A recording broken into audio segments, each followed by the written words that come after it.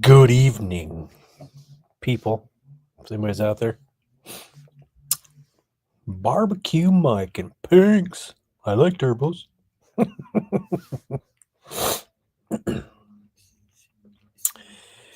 Yeah, I do too, but I don't like working on vehicles with them. They're terrible. Terrible. Too much real estate, man. Too much stuff going on.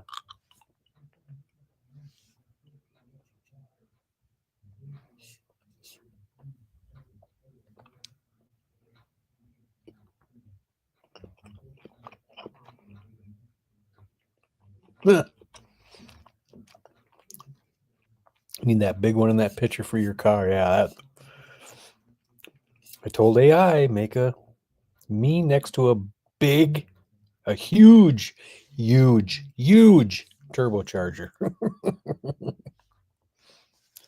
That's the first one to come up. Usually I don't like the picture and I gotta say things to tweak it, but I used it.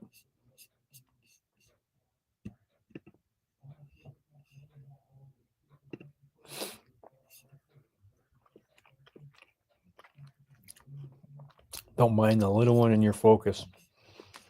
I got 2 widow ones.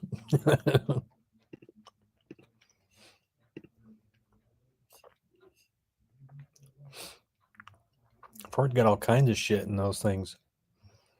An oil line and 2 coolant lines.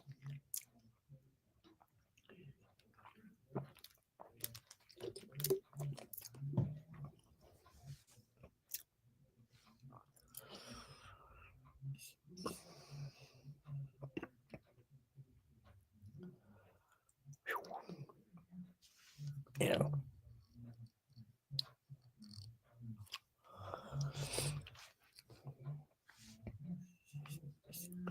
Eyes are burning a little bit. Why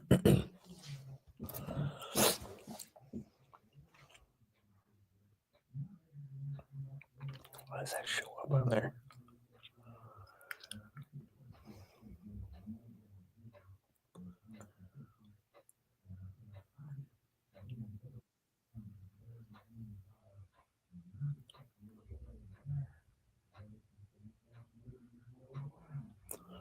What's going on here? Oh, there we go. Whoa, hey. What's happening? Oh, not much. Just chilling. I was just in another live stream, but Oh, not on it. Just in the chat. there's football on tonight? There is. Even on YouTube, I think. Yeah, that's where I've just seen it here. I'm like, whatever. I'm done with that. Ugh, shit. I got no reason to watch. Got tired of gigantic crybabies. Yeah. Figured I had enough time of my life, which was about 40 years, being freaking constantly watching. I spent a lot of time watching football since I was a little kid. And I used to love it. I did. It was fun. You didn't hear from the players at all. They didn't do stupid things when I was younger, you know.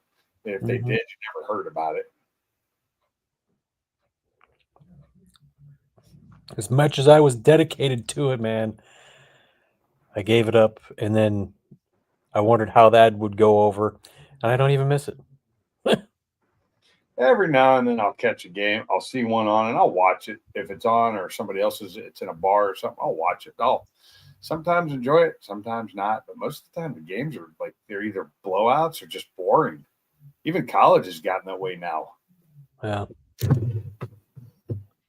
Baseball, I can listen to on the radio.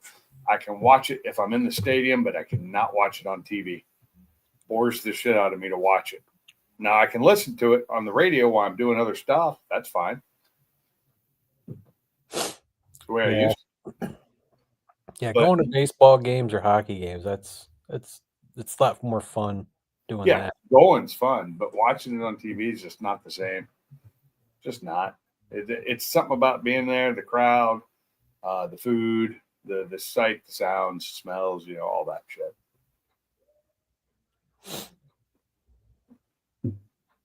But I enjoyed watching you put your engine together. Oh, That was fun. I like how quickly you did it too. It's just like instantly it's done. yeah. The magic of editing. Yeah, I don't know. It's not that hard anymore. Well, Yeah. you edit it too, so it's real quick for me to watch. I got a big turbo under this black. Oh yeah. He's got a nice huge one in there. Oh, I bet. What's he And running bam! now? I don't even know what engine he's running in that thing because I don't know what truck he's in now. Oh yeah, I don't remember what he was saying. Funky and Gentleman. I'm the only one else I know that's here. Oh, well, that's Bamus and Mike. So, yeah, I guess there's one gentleman in here. That's Mike.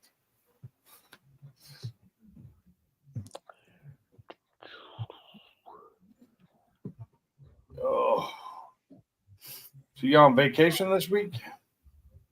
Yeah. Do y'all lose one of your major customers or something? Is that what you were saying? Something about losing a customer? Oh no. On the other live stream? No, Yeah. he was saying that his clock was made by Howard Miller in Zeeland, Michigan, and I was like, oh yeah, they used to be a customer of ours years ago for some stuff, and Okay. I just heard this like a couple months ago that they're closing their doors after about 100 years. Yeah. Sad. We lost that. There's a couple companies that are old in the last couple years that have just shut down. They can't make it in this day and age in this new world online stuff. It's just not for them. What's up, Dale? Woody? Dale and Woody, what's going on? And Hunter Friedman, what's back up? He's back on here. What's up, dude? Mad Motorhead. Bad Motorhead. What's up, dude? Every time I hear his name, I think of Motorhead. Yeah. The Ace of Spades. The Ace of Spades. And that's one of my all-time classics, favorite hard, rock songs. It's a great song. 14-hour day in the truck. Well, that sucks. I don't sit in trucks for that long. We're the turbo, man.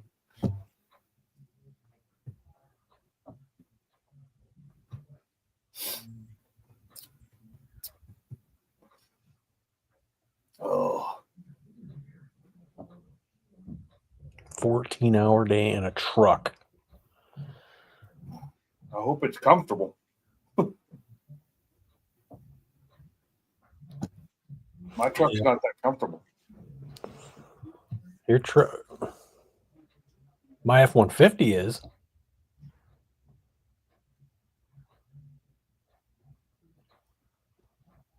Oh, Penske bought steel case. Your F-150 is comfortable? Mine is too. I'm not used to. I don't ever get in it now because it runs like crap. So I hardly ever drive it. And the oil leak in it has gotten so much worse. Funky the Risk Taker. I've been watching your engine bill. Yeah. Well, I mean, what's the risk taker? What am I risking?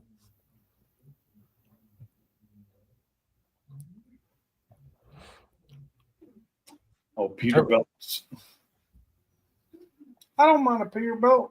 I mean, I was a Kenworth guy when I was in trucks, but that's just personal preference, and it's what my dad owned. So.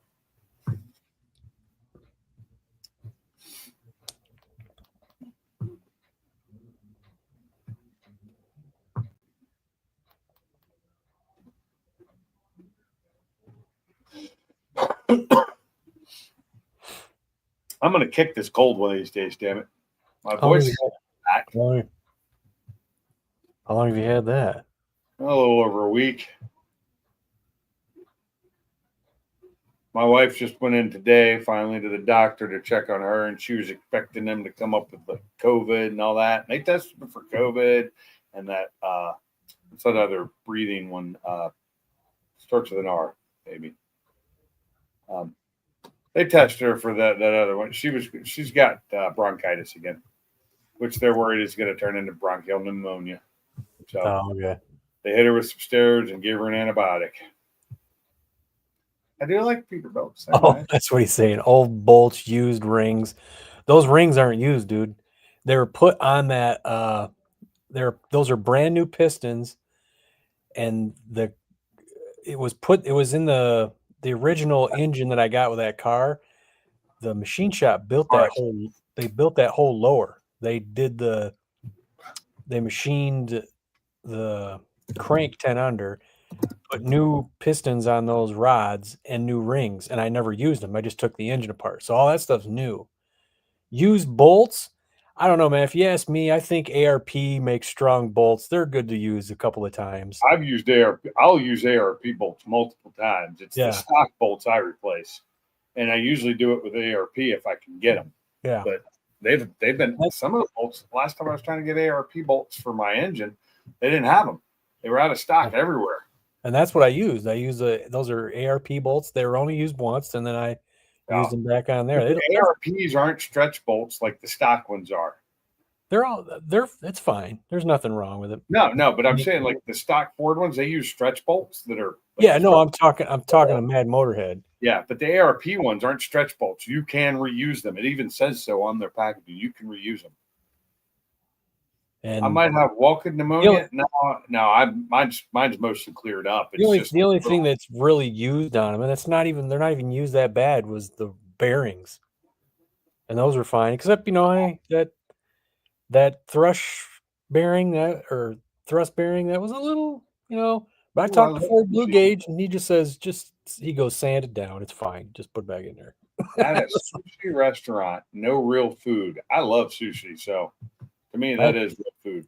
But Chinese tonight. Places I go to have plenty of other food choices.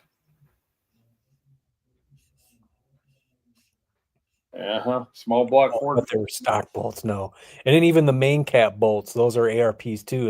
And I only used, I torqued them in the other engines. Fine.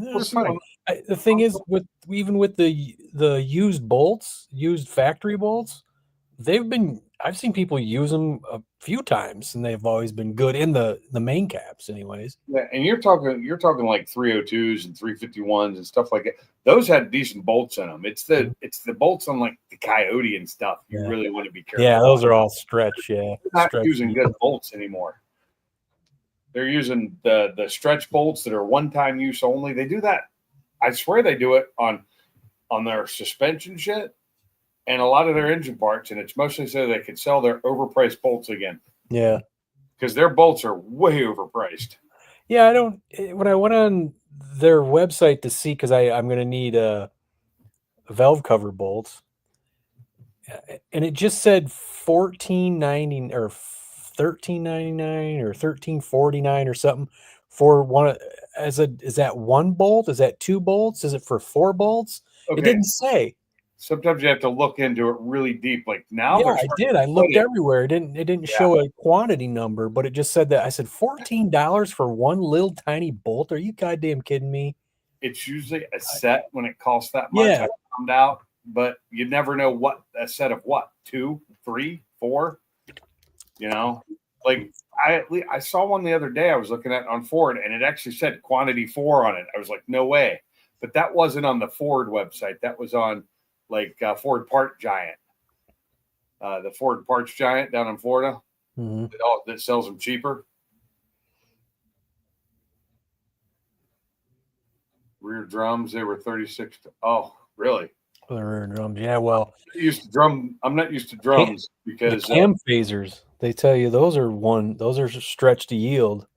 Yeah, and you got to reuse them. And then what did I do? Oh, I put something on an order. I put the cam phaser on when I should have put one of the other guides on first.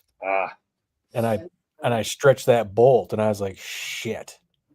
I was like, I don't know if I want to use it now, because it says they're stretched to yield. It's a big bolt too. So I pulled it out and ordered another one. I think it was like $10 for that bolt. Oh, you're talking the ones that go right into the end of the camshaft? Yeah, the cam. Yeah, those are what? Those are like M10, M12. They're pretty big. Yeah, they're big bolts. Yeah, they're. I always say M because there's not a stock or a SAE bolt on those engines anymore. Yeah, it's like the turbos, because we took the turbos off my truck today, and yeah, Ford's got oil line coming up underneath it, and they got two coolant lines, one in the back and one on the other side, and it's just, I mean, and then you got 3 bolts holding it to the manifold. Only 3? Yeah, there's 3 in like a figure just like that. Oh, yep. Sideways triangle kind of thing. Yeah, and those are Torx head, and it's so funny when you pull them out, the heads on them are huge, and the bolts are small. That's weird. Yeah, that's different than what they have on the Focus. Like, what the hell is these bolts, dude? Yeah, we got 4 bolts on the Focus, but they're small. They're like M8, but it's just you can pull the nuts off. You don't have to take the bolt out if you don't want. Stop ordering bolts from Asia, man. What bolts from Asia? Chinesium bolts. What are Chinesium bolts? He's talking about the Ford bolts, I guess, from Temu. I don't know. That was actually came in a Ford package. They're all stretched to yield. That's the problem. That Ford does that on purpose. I don't know why. Instead of just using good old standard bolts that you torque. Yeah. Now the task tomorrow is to pull the manifolds off. Why are you having to pull this thing apart again? Because one of the turbos was leaking on this side. And I was like, well, if I'm going to tear into one, I might as well just pull them both out, take them down to the turbo place, see if the guy can service them. I called him and he goes, I'd have to see them. He goes, I have to order, what did he call them? The cartridges. He'd have to get the cartridges. I don't know what he means by that. That's the piece on the inside that spins. Yeah, he goes, I have to take a look at them if they're good, and I can probably do them. And he goes, if I can't. I was like, no, I get it, but I got access to 4 other cores. Do you know by chance what turbos they use on that? On what? What brand? Ford? Yeah, they're not Ford. Ford doesn't make turbos. I don't know. The one that comes on the Focus is a KO3, and I'm pretty sure it's the same one, a very similar one that comes on the Mustang EcoBoost too. I think it might be a KO4 on the EcoBoost, but they're oh god, what's that brand? I can't even think of it now. I don't know. That's what he said. He said I'll have to look at them, and I said, all right, cool, because a friend of mine's got 4 cores, so he's got a couple of them. Like, if one of mine are bad or something, he can't fix it, I can always pull one from him and take it down there. He lives right down the street from the turbo guy, so yeah. No, they're not Garrett. They're starts with a B. My God, I can't think of it. Just blank. I have I have a Garrett on there now, my G25 660, but it's like more than twice the size of the stock turbo. That thing's teeny. But the other thing is the manifolds. I'm at 155,000 miles. It's just a matter of time before the gaskets give out on them. So I'm like, well, as long as the turbos are out, we might as well just bite the bullet and try to get all the freaking, try to get the nuts off. If we can't, well, they snap.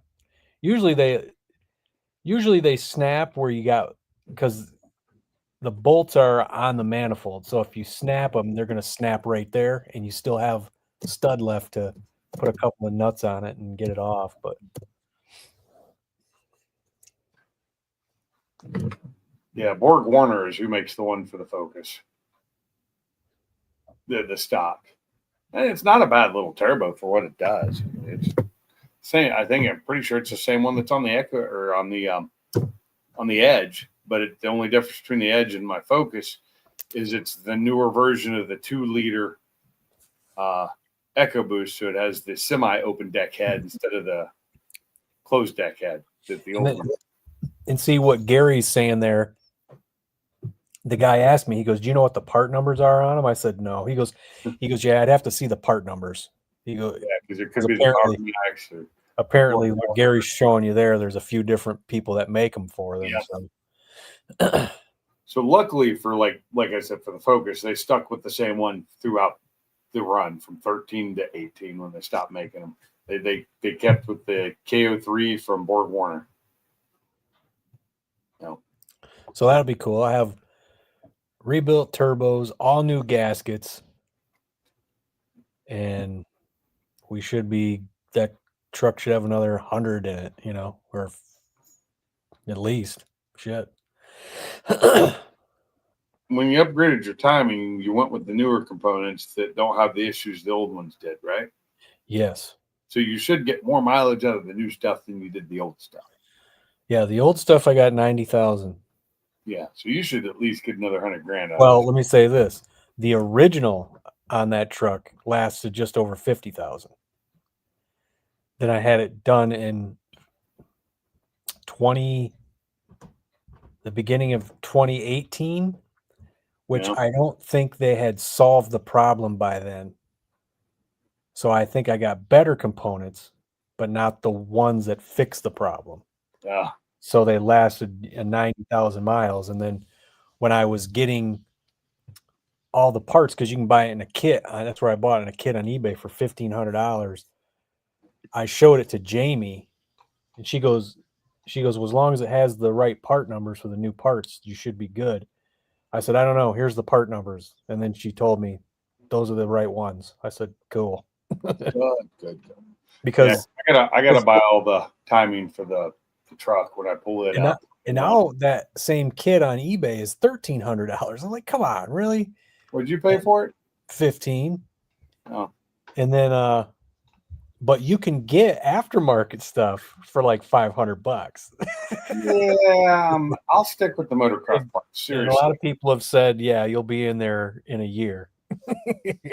Because when I pull the engine out of the truck, I'm gonna, it's a Coyote, but I'm gonna redo all the timing on it. I'm gonna replace all the timing parts because I'm in there. I'll do the oil pump because it's right there. The timing gear, the timing, all those pieces, I'll replace those just to be safe. If I'm gonna fix, I'm gonna fix it. I'm gonna rebuild it. Do it now or do it later. Yeah. Why I have the engine out. I'm doing the rear main seal. Well, that's what I'm doing. What I won't be doing is pistons and rods. The manifolds. I'm doing the turbos, but while I'm in there, that's the line. While I'm in there. Yeah, man, because you seen the shit that little blonde was going through. Oh yeah.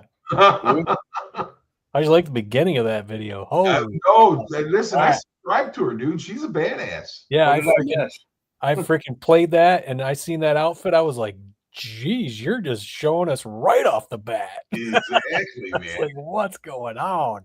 But yeah, just do yourself a favor. Make sure you blow those lines out and shit when you do that. When you get turbos, put them back together. Blow the lines out. What do you mean? The oil lines. Which way? I don't know, man. Just get them, blow them out. Whatever you do, take them off, clean them out. Because I'm telling you, that's what happens with a lot of those turbos. Those veins get plugged up, and you'll be right back doing it again. So, do you have oil drain lines coming off the bottom and oil feed coming in the top by chance? No, I think the oil drain and feed are the same. Really? It's on the same flange. Huh. Yeah. Mine, it drains out the bottom, comes in on the top. Even though the oil feed is down towards the bottom of the engine, it comes up and over to the top. So the funny thing is, when I was watching these people do this, they're snapping the manifold bolts that bolts the turbo to it. Dude, I put that thing on there, and I think we had it on 2 on my 1/2-inch impact. Just my dad's sitting there going, I don't know about this, and I'm sitting there and I just pulled the trigger a couple times, bip, bip, bip, bip, and they started turning right off. Every single one of them. He's like, "What?" I said, "I told you, you're just on no faith." So then we go underneath there to undo the 2 Torx bolts that have the oil feed and drain or whatever. And both sides of them, they weren't tight. We put it in there. We put them in there, and they were it's like they were snug, because I just hit the freaking ratchet a little bit, and they just started coming. I was like, "What the hell?" and then he was over there, and he was doing the other side. He goes, "These bolts, he goes, they were kind of loose." I'm like, "Geez, okay." The worst part is going to be is on the back side of the turbo when you're facing it this way. On the back side is the other coolant line. So the coolant line goes into this fitting, right? It's like a pressure thing. You just push it in there, and then you got to put this little freaking clip in there. Well, I don't know how we're going to get that clip in there on the back side.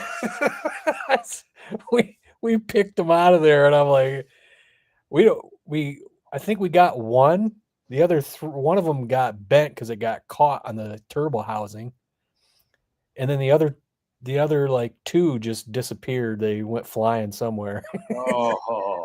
So, I hate those I know the type of connector you're talking about. I was like on the stock version of my turbo. Yeah, it's hard lines. It's like with banjo fittings and everything. Yeah.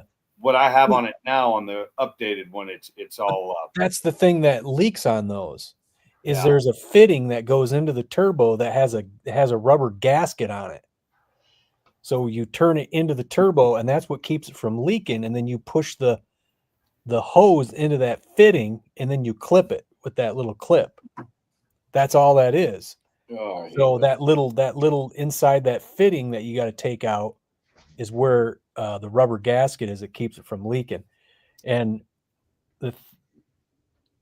I was worried that it was a hose, but the hoses, they don't look the greatest. You know what I mean? They got rust on them, but I think they're solid. So I'm just going to coat them up with some fluid film. And because if you try to get to the back, the fittings on the back of the engine, good fucking luck, dude. I'm not a fan of on the Mustang where the heater core comes up front to plug into the motor. Not a fan of those connectors either. See those little clip connectors? They're not bad as long as you can get to them. Yeah. But that's the only ones thing. On the engine on the firewall are a pain in the ass to get off. I almost had to break them to get them off. Until they smile and thank you, Funky. What is that? What do you mean by that? I don't understand. I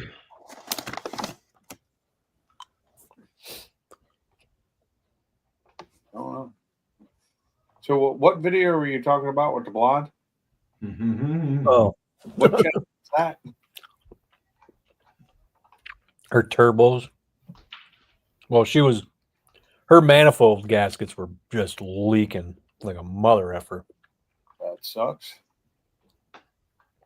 And let's see. I'll post the link. I will go to YouTube then. It's easier for me to find.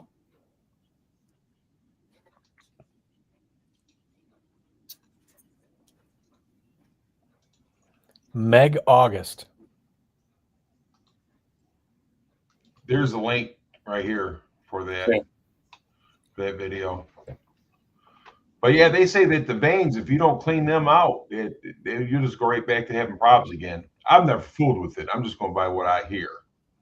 Problems like what kind of problems? Oil flow going into the turbo, or they don't have oil going into them. Am I hearing that wrong? I don't know. I just you'd say blow them out. I don't know how the hell you're gonna blow those out. I mean, I mean, or check them good, make sure they're clean. I mean, is there any way you can do that? My head's not that small. Huh? My head's not that small. I don't know, dude. I'm just going by what I heard. They said that that's usually what kills those turbos. Those veins get clogged up. Yeah, I don't know. I can't get my head in there to see. What's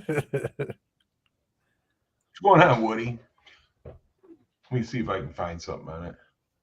But yeah, I just heard because people don't change their oil and shit like that. That's what makes those turbos.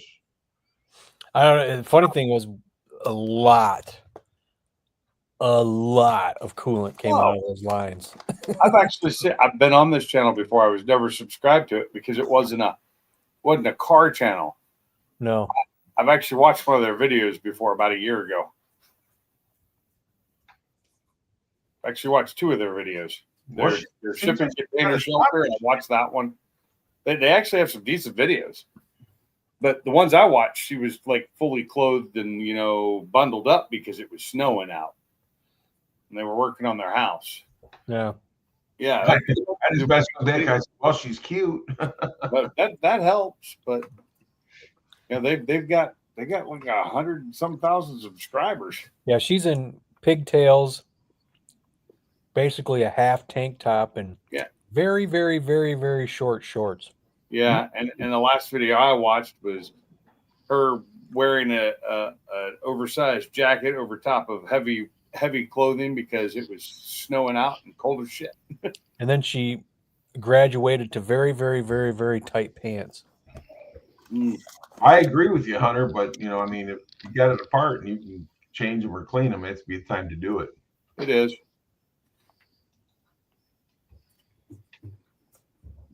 Changing some of those lines out without pulling the engine can be a pain in the ass, though. I've never been in one, so I can't say. I'm just going by what I've heard over the years, Yeah, ladies.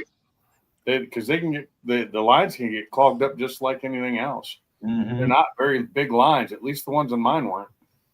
No, they're not very big. Yeah, I mean, my drain line's actually way bigger than the feed line. The feed line's got it's got a little thing on it to lower restrictor. It's got a restrictor on the feed line, so it won't give it too much oil, but it can drain oil out like a sumbitch because the drain line's twice as big.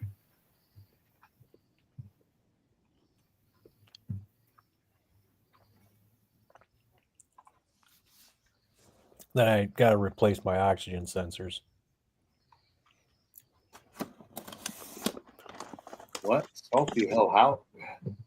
What? What? Hell, Audi. Oh, okay. Yeah. Hello, Audi. Okay. What up, Salty? What's up, guys? How y'all doing? Trans coolers and lines. I don't mess with them trans. Ford Blue Gauge. I lived through that this week, so I guess it was a good week.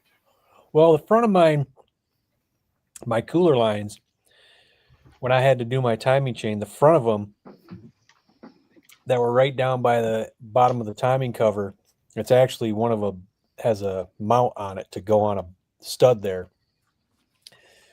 I told my dad, I said, let's not touch those, please, because they're so rusty. Oh. And then we're down there working. He goes, do you know that there's a mount on one of these lines? I go, what? He said, yeah, we're gonna have to move it. I go, we move that thing's gonna leak. And that's exactly what happened. So to replace the front of those lines that rust off, you got to replace the whole damn thing. It's like $200. But then I figured a way to get some braided hose and AN fittings, and I got a barb AN fitting to stick in the hose because it goes from steel to hose, steel. In that steel part, the other steel part was, so we just cut the hoses off to take those steel pieces out, and then I put those braided lines on there with the barb AN fittings, and then ran them to trans cooler, and that fixed it, and it was $26. Not Wow. 200.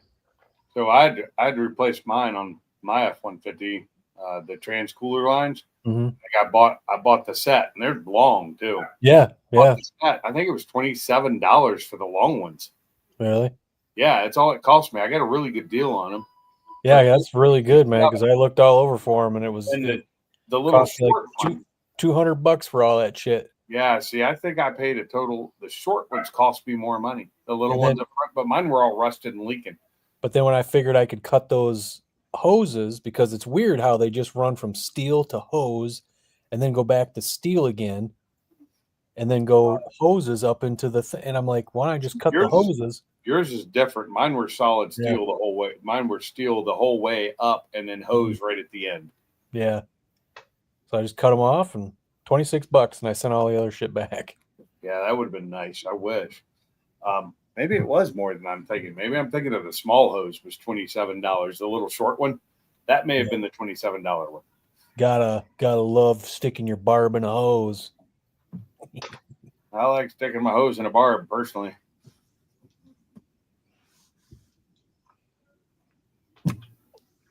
What's up, car mom? Oh, they left a voicemail because it's a damn machine. Getting so Hey, tired of Carmob, how you doing, buddy? these spam calls daily.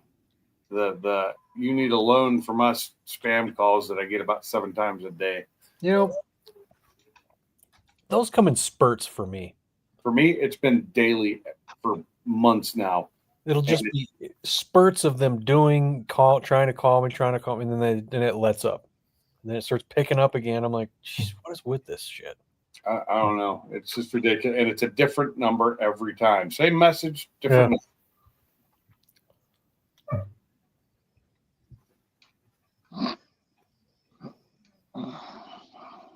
Oh, what a day. Yeah, it has been a day. That's for It's sure. rain tomorrow. I was going to go to Huntsville to Cars and Coffee in the morning, but it's going to rain and I don't feel like it. And I'd set up an appointment to have some tires changed tomorrow at 8 a.m. So What on, Sully? What's going on, Gary? How you doing? I gotta go make sure I can fit my tires and wheels in my car because I got four wheels with tires on them and then 4 other tires I got to stick in there. I don't think it's all gonna fit. Maybe we'll see.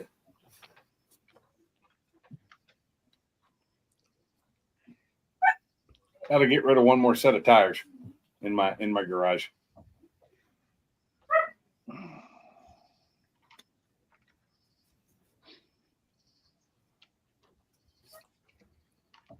Mm.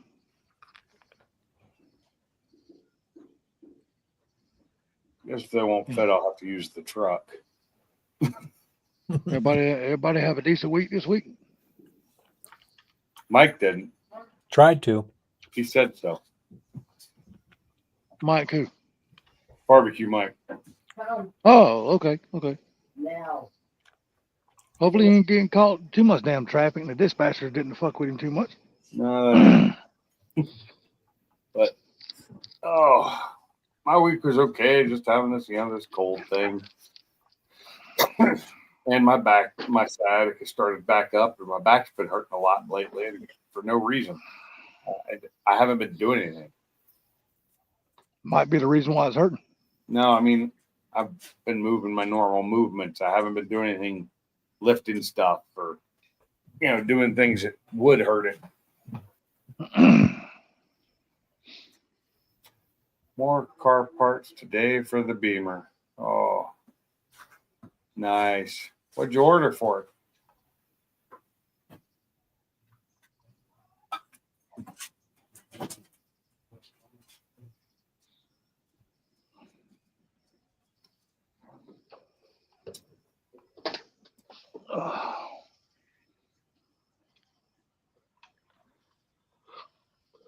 Damn, it's a quiet night. Well, Funky muted us. So. Huh? I said you muted us. So Oh no, I was just taking care of something. carbon fiber cold air intake. Okay. Hey, does anybody know if they had Mustang Week in Myrtle Beach this year, or did they move it to Texas? I thought it was this weekend. It was just this week. No, it's been going on. I've been watching this guy's channel that's been doing videos of it. But I can't remember. Did they have it at Myrtle Beach like normal, or did they have it in Texas? Myrtle Beach. All right, because They got one going on in Texas right now. What's that? They got one going on in Texas right now. Do they have one going on in Texas too? Yeah, they started a new one down in Texas. Okay, because I know a bunch of people that are down in Myrtle Beach doing it. They do it Myrtle Beach too, but Texas. But anyhow, I'm looking at this commercial with these oil lines. Yeah, you would have to replace them. Huh. Did you have to take your manifold off, Funky? I'm going to take them off. Oh, Why I'm in there? okay. No, I said earlier, it's 155,000 miles on that truck. Right.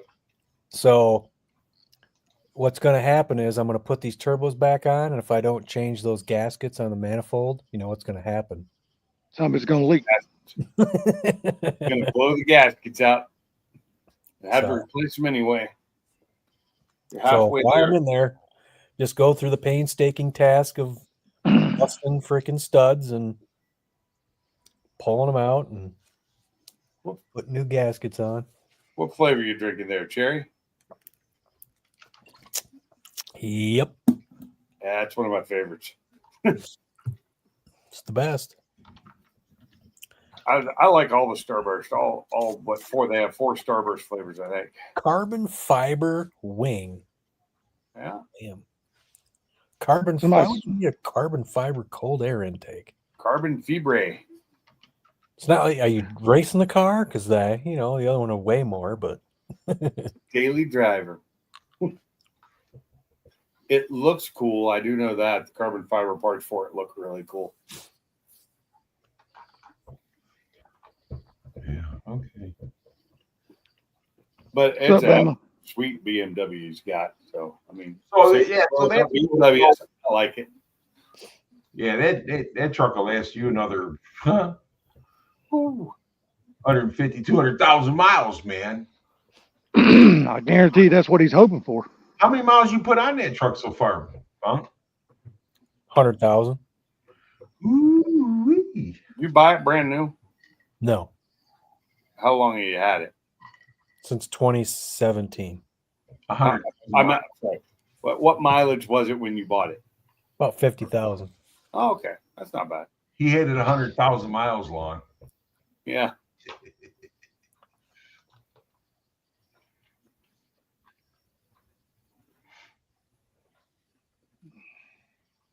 Ah, gotcha. Yeah, I don't like open air cold air intakes under a hood. Just don't make sense to me. If they're not being fed cold air from, and cold being a relative term, cold air from outside of the engine bay, everything in the engine bay is not cold. That's why when I see people taking the tops off their intakes to open them up, I'm like, yeah, that doesn't help you any. You're just pulling hot air in. And you're already having Shit. that with the turbo heating it up anyway. So how long did it Shoot. take to get the turbos off of that, Funk? Let's see. We started at about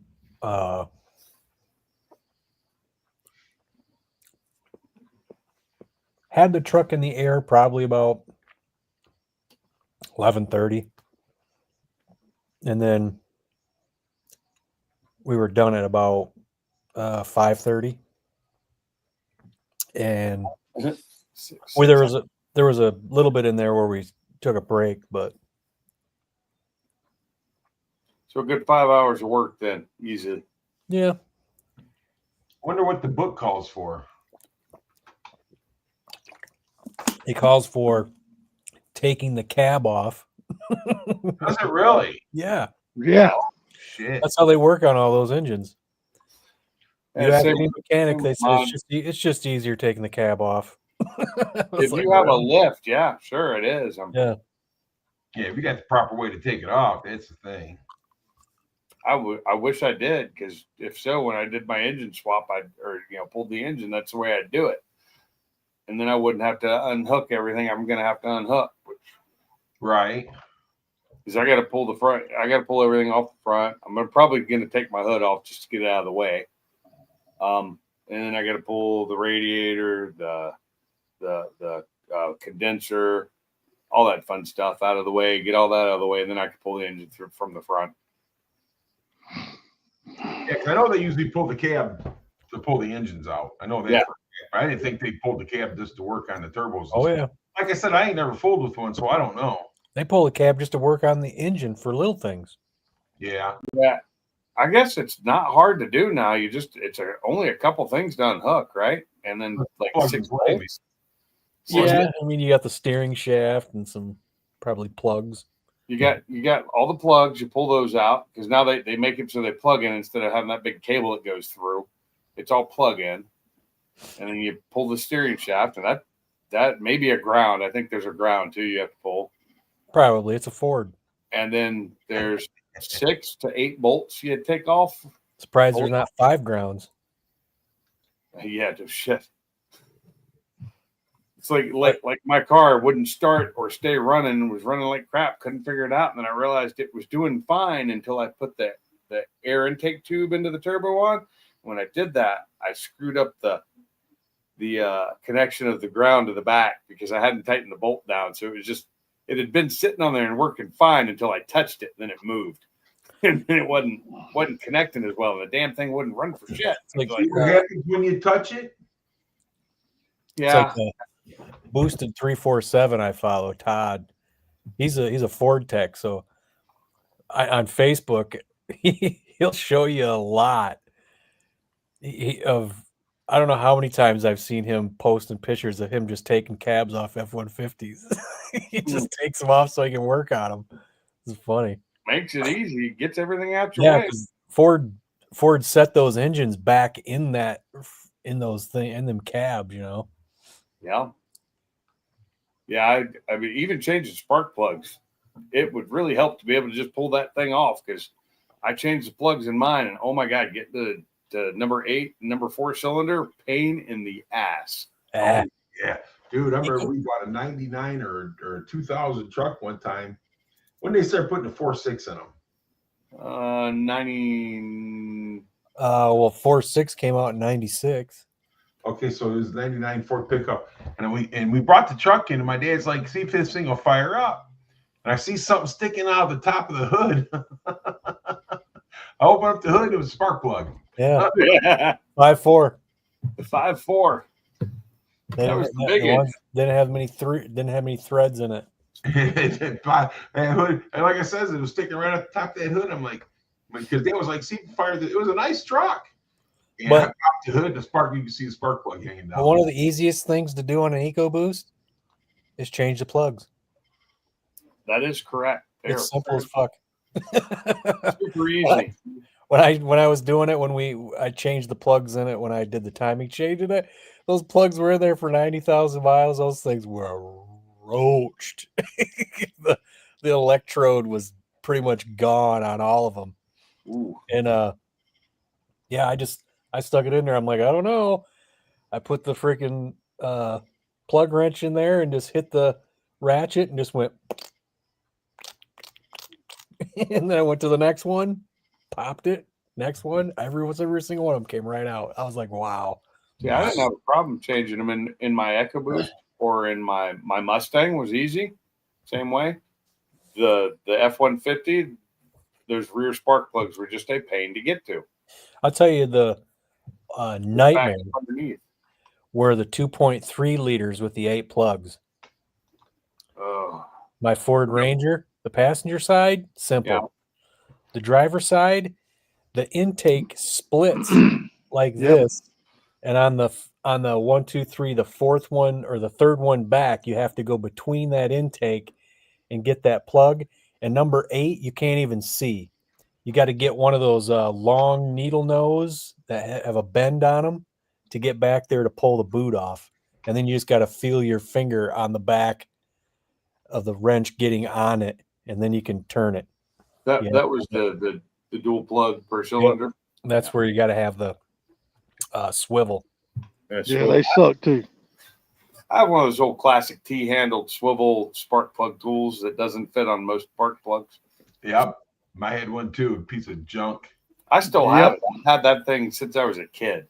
Well, the funny thing is, I was watching another video of a guy taking a turbo off an EcoBoost, and he's doing the driver's side, and he goes, "I've never done this before." He's an older guy, and he's in this mechanic shop, so he's been doing this for a long time. The tools that he was using and stuff, you could tell. And then he gets in there, and he's using a swivel for everything. The 3 bolts, you need a swivel for 1 bolt. So he kept using it on the 2 bolts, and he's kept flopping it and kept trying to put. I said, "Why are you using a swivel, dude?" I'm like, "You could use a wobbler, that'd probably be fine." And that's exactly what I did when I got in there. Used a wobbler for the 2, worked perfect, and then I had to get the swivel for the other one. But whatever.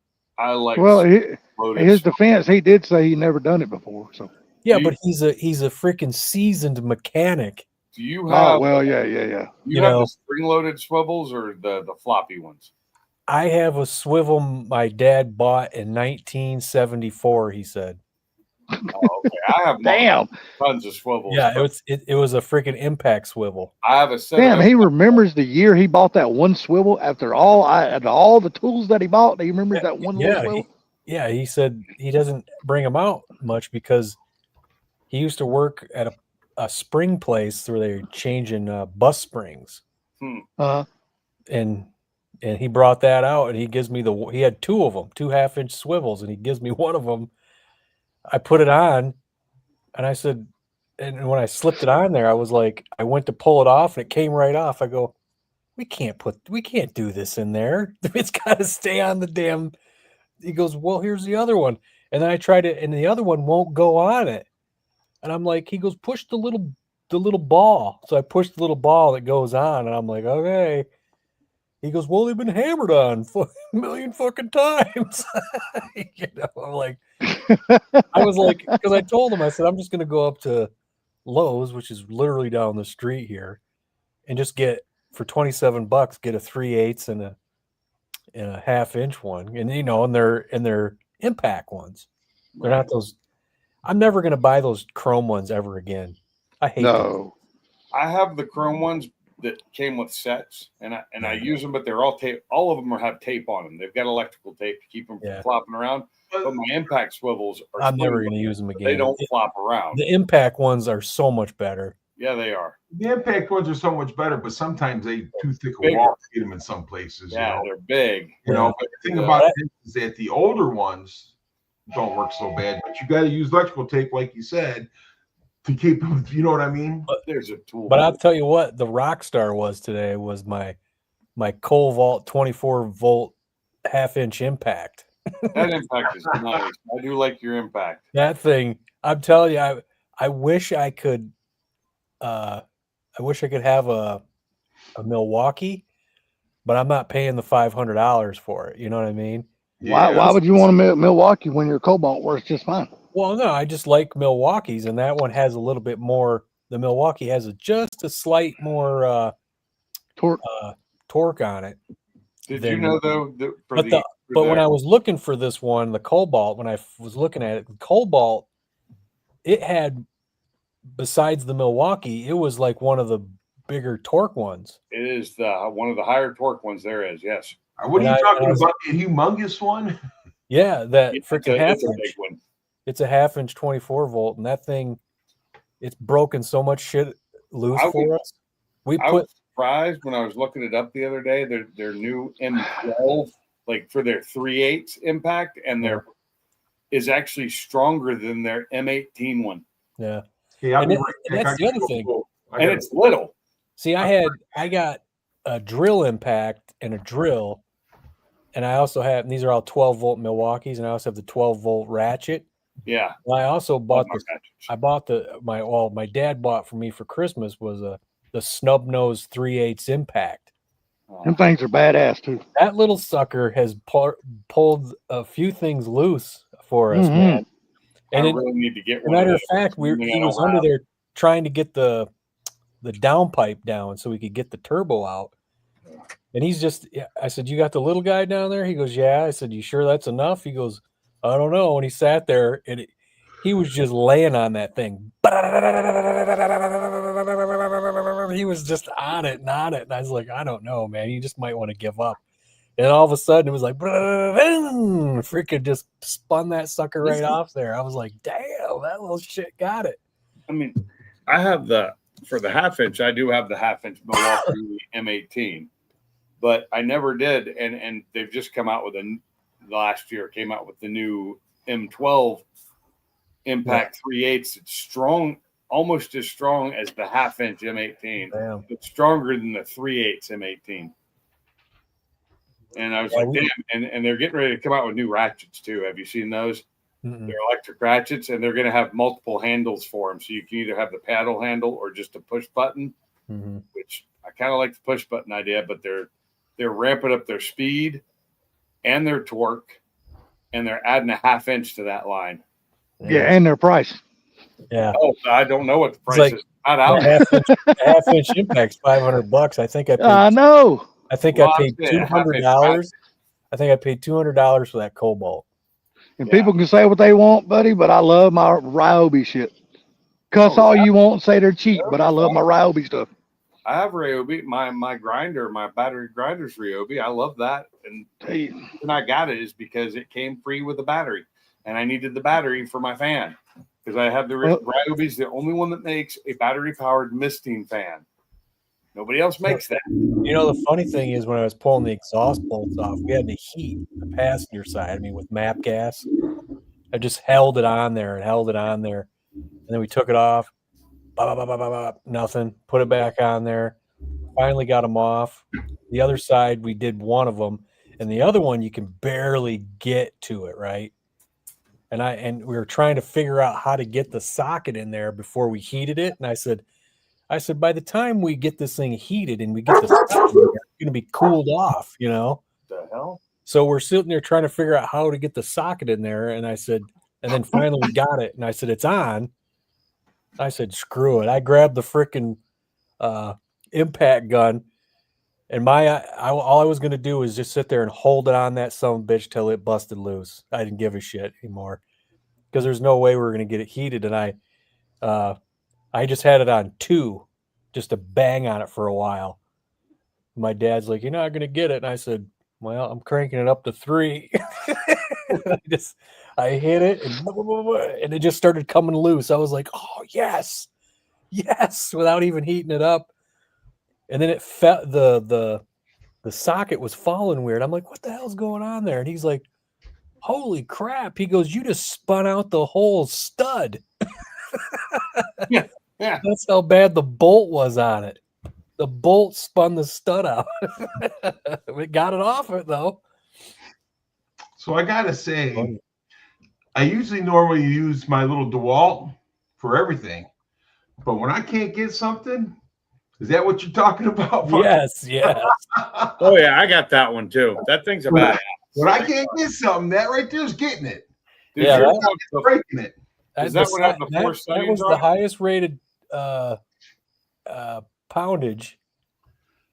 But like I said, I can't spend that much money. So the next one down from it was the Cobalt. So I was like, all right, I'll make Cobalt.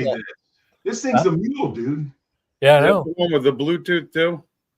Oh, I don't know if he's got Bluetooth or the Wi-Fi that allows you to lock it with the app. You can lock it so people can't steal it. All I know is this thing's a mule. I love mine. Yeah, so's that Cobalt, man. I'm happy with that sucker. Yeah, my kids got that for me. But like I said, I normally use my DeWalt. Like if I go on a trip or something like that, I take my DeWalt with me because that thing works good too. I do love my Milwaukee tools. He says sometimes I'm yelling at the screen. Yeah, dude.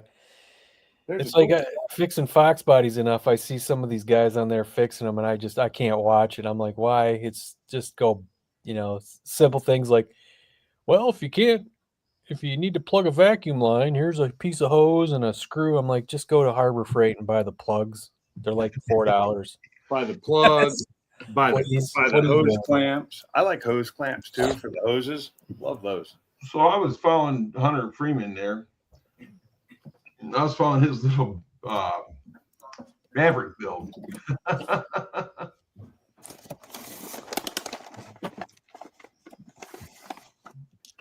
But yeah, like I said, I had to go move the Mach 1 and you guys were talking about it, so I figured I'd bring it in with me. But I was working on a Fairmont before I come in.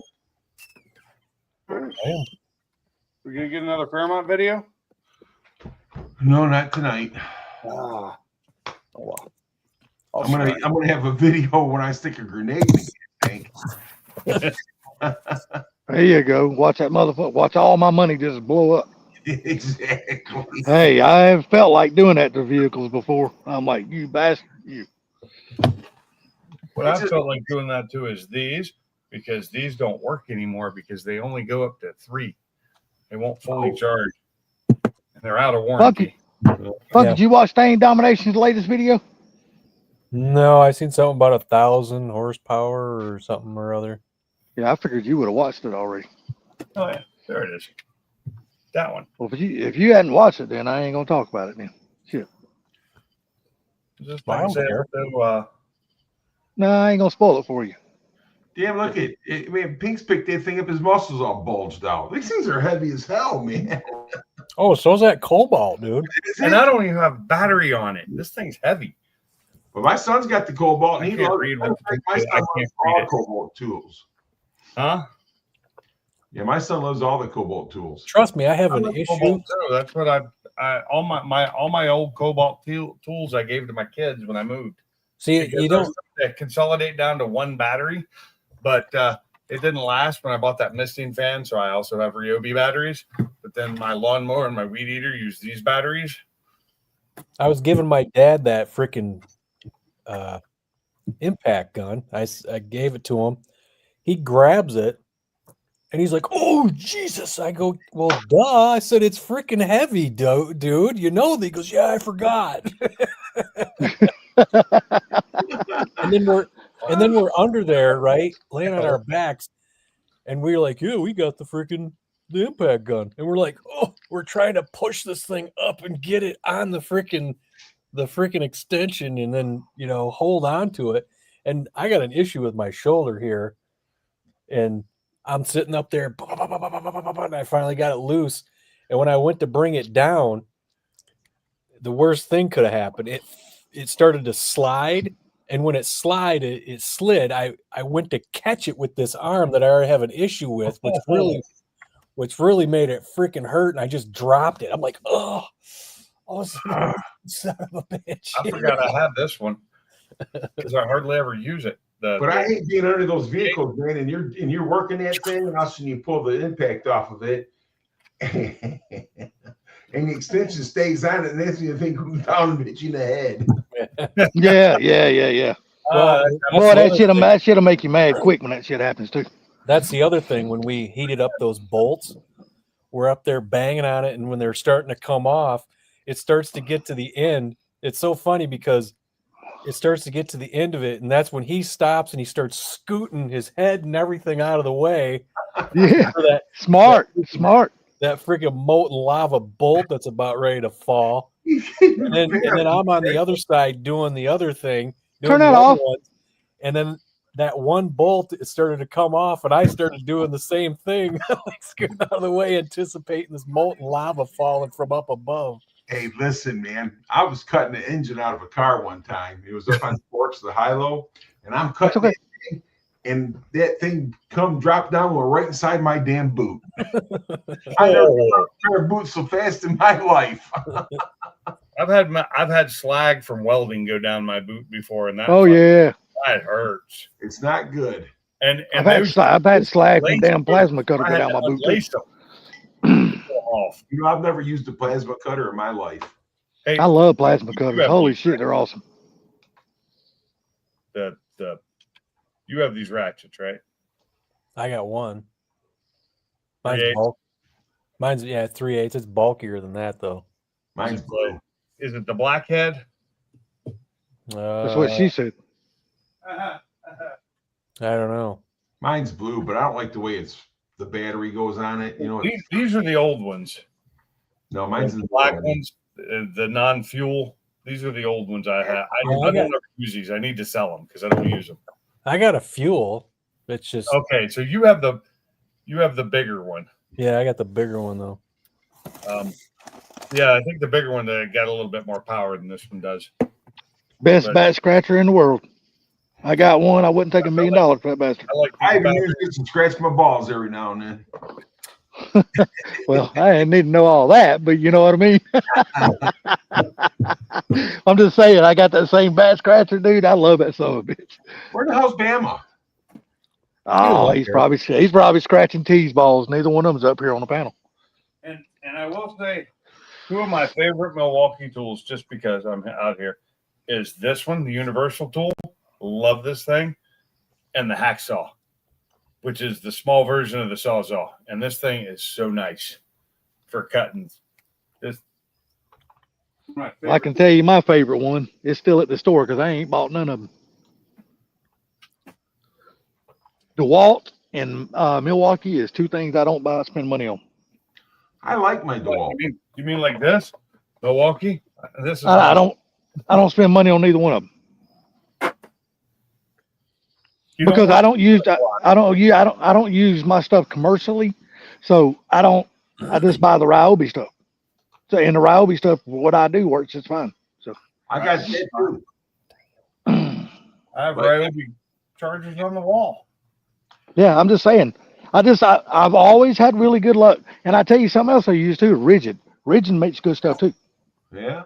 I used to have a lot of Rigid, but Rigid kind of went a little downhill. This thing works great. This is Ryobi. Yeah, I don't have many Rigid, just a couple, but most everything I got is Ryobi, and it all works great. No, I ain't got no Ryobi, but I got the The only thing I don't like about this is it doesn't have. There's no way to slow it down. It's one speed. The trigger's on off, and it doesn't have a setting on it. One way to slow it down is to put a really small. Like this battery works full power, but if you use this battery, it's not as fast. All I got to say is back in the day, man, I used the hell out of a speed wrench. Yeah,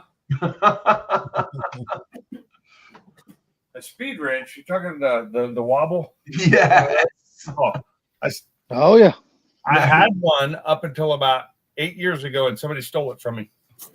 And I'd had that since it was actually one of them was my one was a speed drill, and that was my grandfather's. That I never knew him, but that was one thing I got from him, and somebody stole it along with my speed wrenches I had because I had a few of those. Yeah, I'd be at the junkyard. I'd get me a breaker bar, and I'd snap those lug nuts loose, and I'd take that speed wrench and go pull them right off. yeah. I'm gonna tell you one of the best inventions as far as tools, if in my personal opinion, in many years when they finally came out with them, and that was the ratchet wrenches. I love those son of bitches, dude. I use them all the time. Yeah. Fucking A. Love those things. Now they also have them for they're for pipes. The pipe wrenches that are ratchet, and they open up. You put it around it, lock it on, and then it ratchets. Mm-hmm. Those things I don't have that one. I don't have the pipe wrench one. Those are or they're not pipe. There's a name for them. We use them in hydraulics and stuff a lot.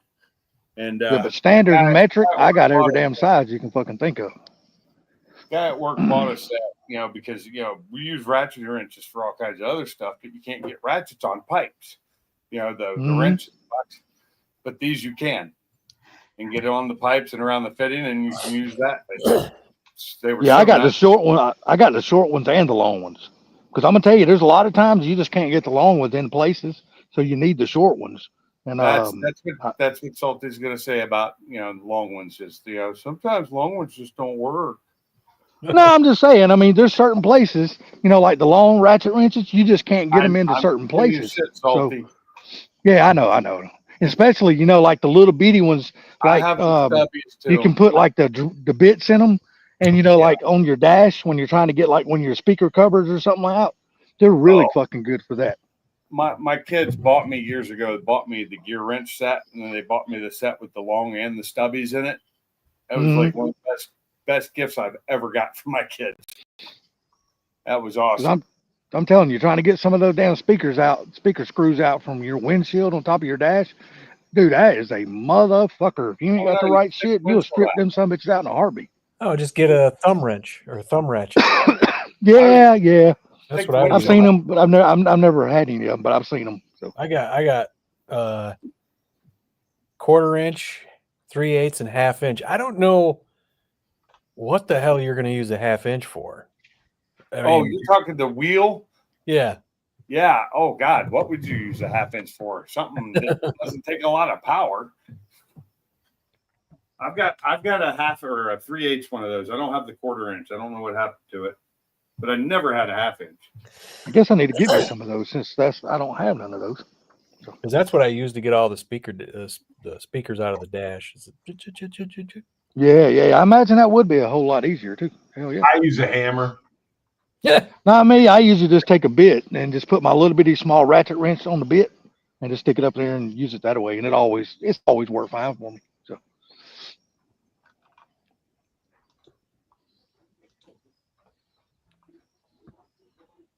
but I can see where the thumb wrench would be a lot more handier than that. So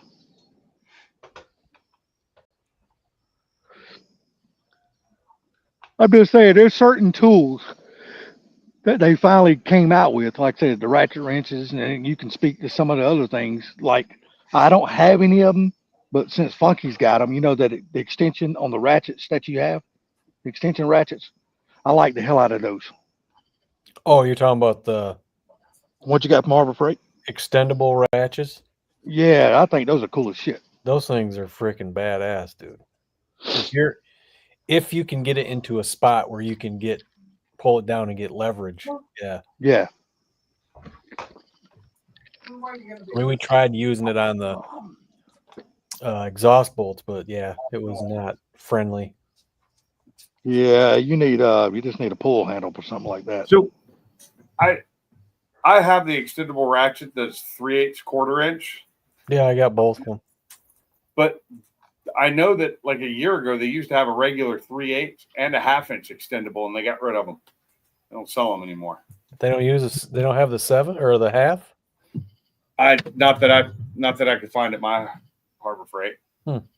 The only extendable one I saw was Pittsburgh. They may be in Icon or in Quinn, but in the Pittsburgh, the only one they had is the reversible half inch 3/8, which I have one of those. Those things, they're nice to have.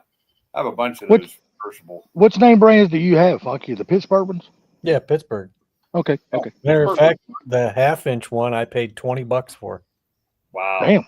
They didn't have That's a half good. inch one. I would love That's a to good have deal. that. And that thing has pulled some tough ass bolts out. Well, I'm glad to hear that you got the truck in the garage working on it, because that means the horde got complete. I'm just waiting for all the videos to be released. Oh But- yeah, Yeah, I'm glad you got that thing done. So, I got several time to be released. So Hold on. I'll consider the Horde released once it has a Coyote engine in it.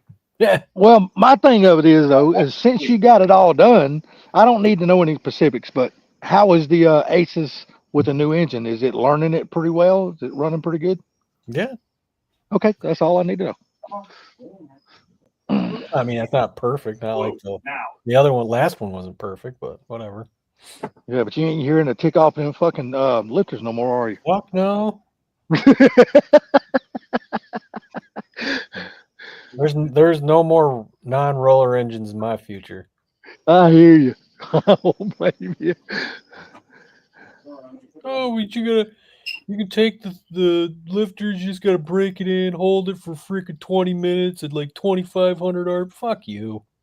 Roller. You know, the thing about it is you're just tapped a little more than it should have for some reason. Because I had them in my 408, my notchback, and it just sounded like a Singer sewing machine. Yeah, Funky's was tapping like a motherfucker. I was like, holy shit, that shit sure is loud. That's just that style. They all tap. You know, but like I said, mine tapping, not like his. Gary, your new engine in your Fairmont now, is it hydraulic or solid? It's solid. Oh, okay, okay.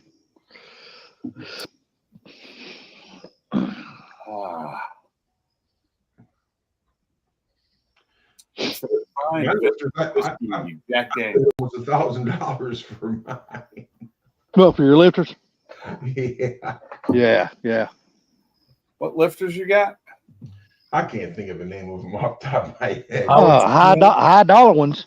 Yeah. Howard Steel. They're motherfucking expensive, this for sure. Yeah, that's what I'm saying. He got the high dollar ones. They're I get fucking that. $1,000. They got the high dollar ones. They're so good, they'll lift your spirits. Yeah.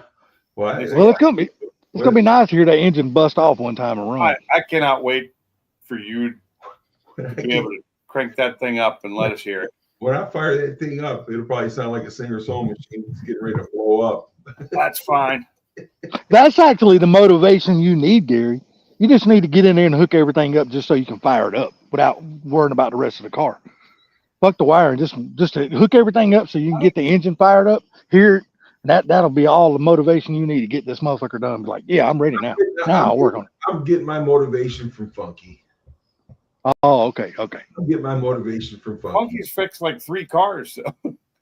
He's rebuilt that horror 3 times now. Yeah, but you got to remember he's built a few more too. Yeah, He built the purple car. He makes. Which he's not going to call it the purple car, but the motherfucker was purple. He built the purple car. Wasn't purple. And all it. The first Fox body you built on your channel. That's been a while. He makes me feel lazy. I'll just say that. I'm too lazy to get there and turn a wrench. I really am. Most of it, I'm in a lot of pain most of the time. So yeah, you people name your cars, and I can't never remember all the fucking names of these some bitches, so I just call it the purple car. I have the blue car and the blue car. That's what their names are. There you go. Sounds perfect to me. I have put that Fairmont on the back burner 100 times. Yeah. You know what I'm saying? Yep. And that's the whole thing right there. You know, I mean, I've had other cars that I've put together and sold and stuff like that, but You see, the thing is with you is you're like a superstar boxer. They start making millions and millions and millions and millions of dollars, and they don't want to train anymore because they're sleeping in silk sheets, and that's you with a 2021 Mach 1.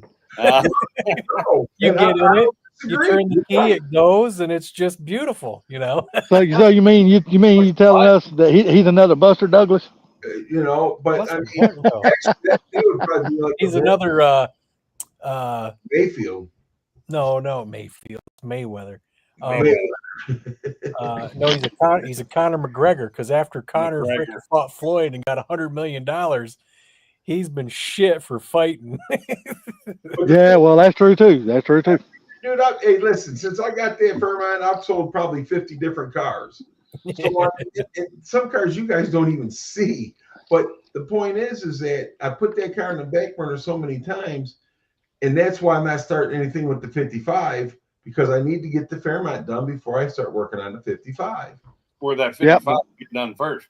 Because once you start working on that 55, that's going to grab all your damn attention and your interest, and you're going to put the damn Fairmont on the back burner again. His 55 would be out there and running before the Fairmont if he started on it. Well, yeah, because that's going to be an easy build. Yeah. Yeah, it is. You're not doing a lot to it. I took that Fairmont way further than I ever should have.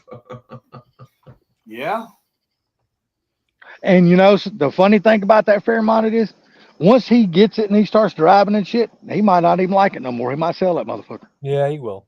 He will. You know what I'm saying? I don't think he's going to keep it once he gets it running. Yeah, he might just sell it.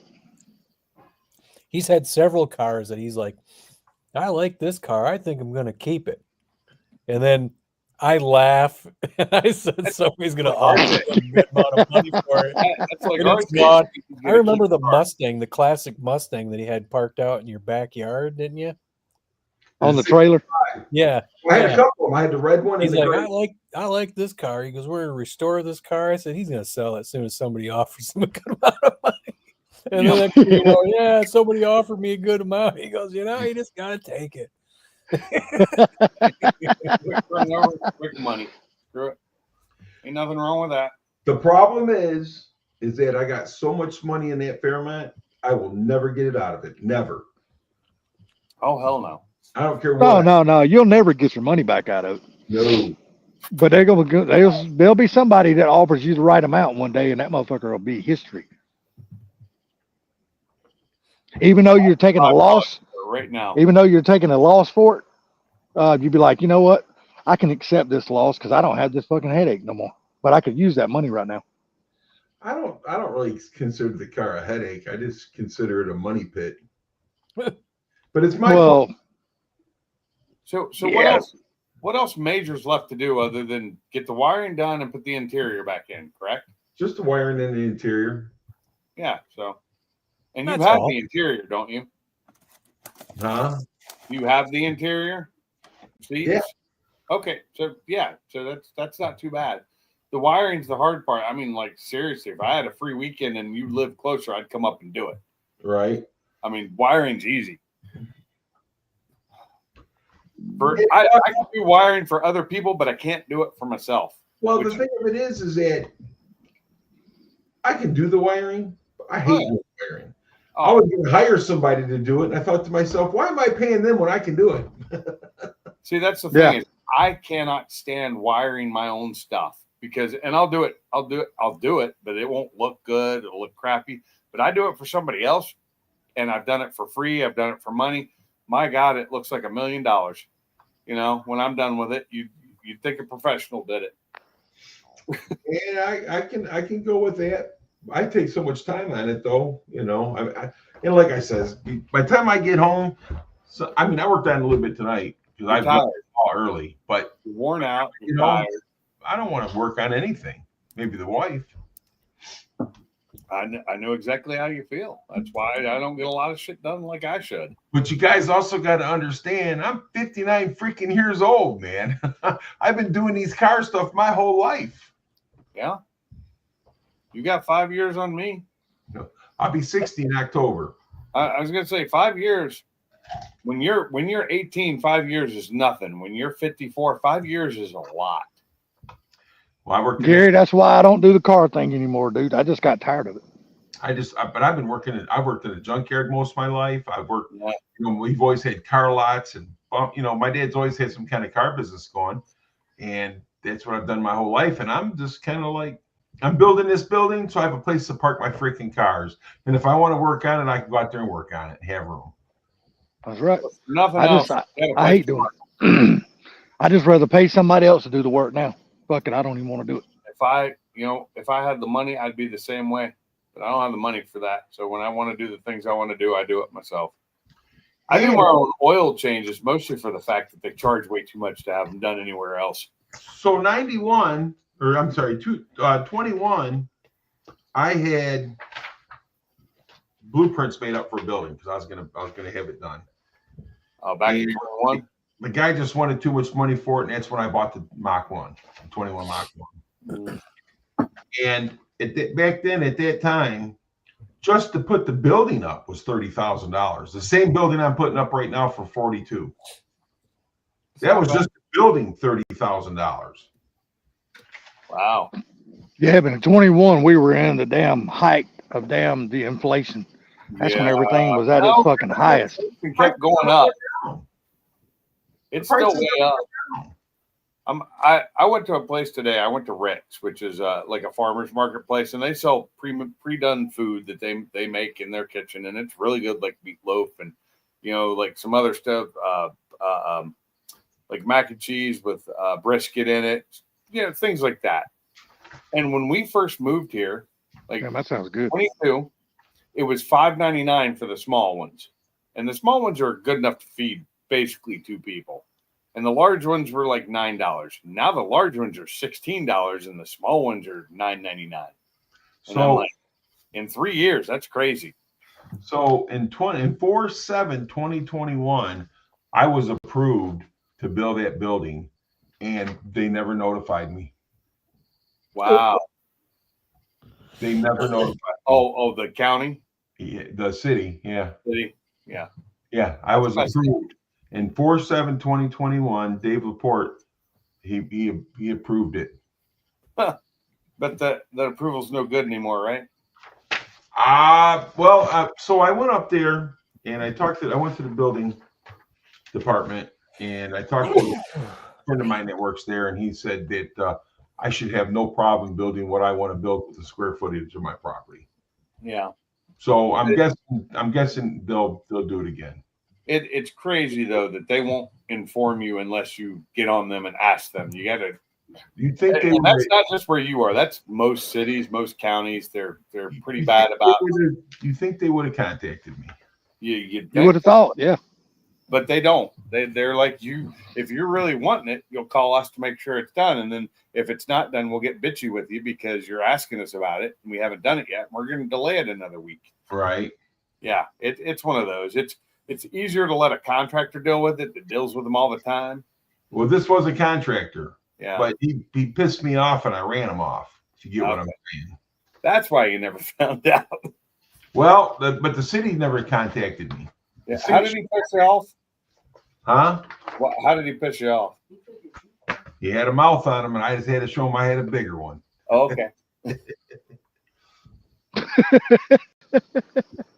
That's kind of like that Lincoln that pulled out in front of me today when I was coming across the intersection, and there's a yield sign where he was, and he decided, fuck that yield sign. I'm like halfway to 3/4 of the way across the intersection, and he's like, screw it, I'm going through. And then brake checks me because I get on his ass. I'm like, dude, I should just follow you home. I almost followed him home. I was this close. So I was like, I will fuck you up. I will. I don't What care. happens if that's a Waymo? Huh? What happens if that's a Waymo? So I just said, fuck it. Start road rage in a AI car. Yeah. Not an AI car. But yeah, like I that said, driver's seat. And I finally just backed off. It's fuck it. Cool down. Calm down. They're idiots. And that's all I did. And I just let it go. Well, the guy with this building right here, he did some work for me over at the yard on another building. Yeah. And he treated his guys like shit. And I said, dude, you ain't building nothing for me. You know what I'm saying? You treat your people like that? No, dude. I ain't no. Yeah. I've always been lucky. I mean, I've had one or two jobs where I had bosses that were assholes. And one of them I confronted, and I only had that job for like six months or 8 months. You know, it was the first job when I got out of the Army, and he was yelling at me constantly. Like he yelled at everybody. And I looked at him and said, we're both adults here. If you want to tell me something, you tell me. You don't yell at me. Don't demean me. Don't talk to me like shit. Now, mind you, I was the next one that was let go and laid off before Christmas time. But by the time Christmas came around, everybody in there was laid off. So. And we got Bad Brad in the house. What's up, buddy? Brad. What's up, Brad?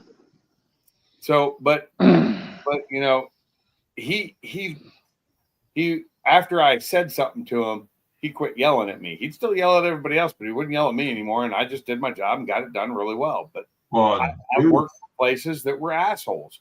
I didn't stay there very long. My dad, oh my God, dude, he stayed dead in my ass all the time. Oh, yeah, that's the way my dad used to be too. Good. I asked him, I says, why are you always yelling at me for, man? Why can't you talk to me like a man? He goes, son, if I told you nicely as soon as you walked out that door, you'd forget everything I said. And he was probably right. My dad did the same thing to me, treated me, and his explanation for that was that I'm his son. He can't be shown, you know, if he wasn't like that, people would think he was, you know, giving me favoritism. Well, that's what my dad said too. He did stop yelling at me quite as much. But he'd still get on my ass for any little thing I did. If it wasn't, you know, 100% perfect, oh my God. Yeah, I could work for him. I had problems working for his ass. He didn't stop yelling at me. He didn't stop. I said he didn't stop yelling. He just I started yelling back at him a little bit. But you know, I mean, I'm blessed to have the dad I have. You know, I mean, I've learned a lot in that, and I wish I still had my dad, and I wish he was still yelling at me. I really do, because he was only 74 when he passed. He was young. Yeah, well, my I dad, say young now because I'm only 20 years younger than that. my wife was about to kill my dad the other day. Again, Yeah. You was telling us about that on Wednesday. was Yeah. that with the money Yeah. thing? Yeah. That and I have to finish that story too. But the she drove up driveway after I just got it seal coated. And my wife was so mad, woo-wee. Oh, you just had it coated? I had it seal coated and he drove right up the driveway. And he was Did he know you had it seal coated though? you could tell he drove right through the caution tape.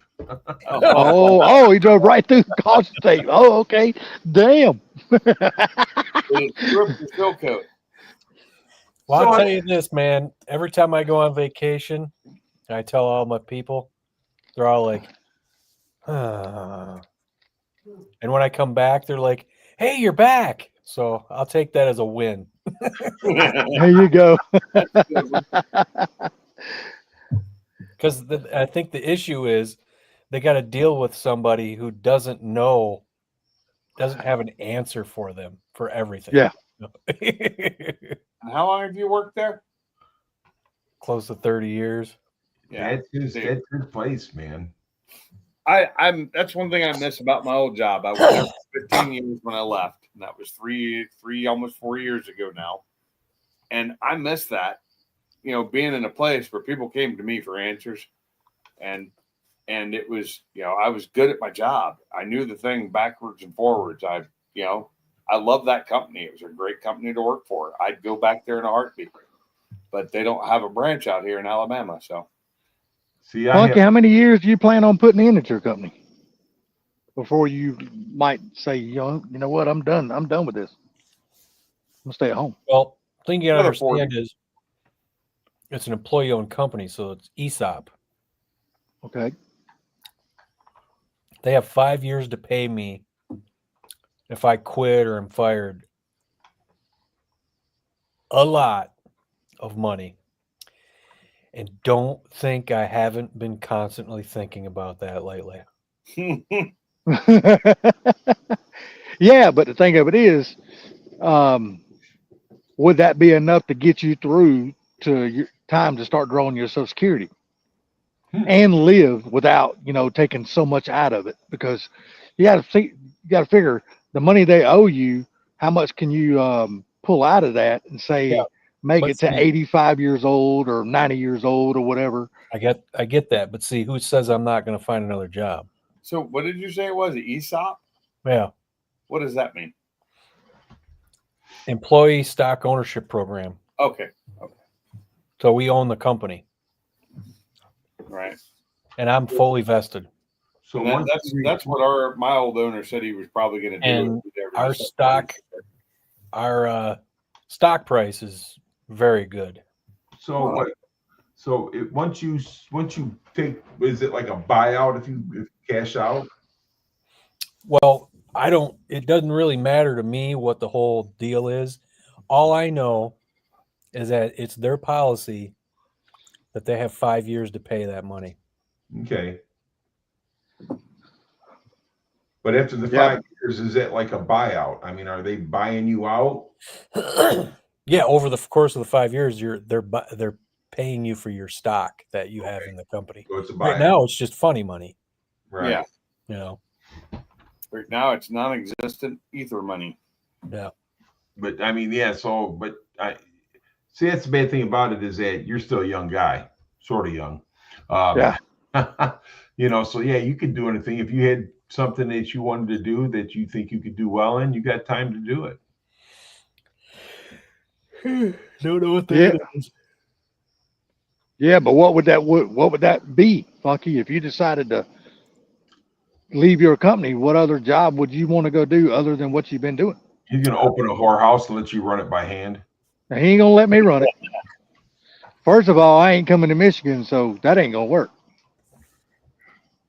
Well, And I'd you're find what? something. I mean, I don't You're know in what your it'd be. 40s still, right? Huh? You're in your 40s, aren't you? No, I'm 50 years old. Oh, that's right. You hit 50 this year. I I couldn't still remember. 40 young. That's still close to 40. Sort of young. I mean, that right there, shit, I could buy property, build a place.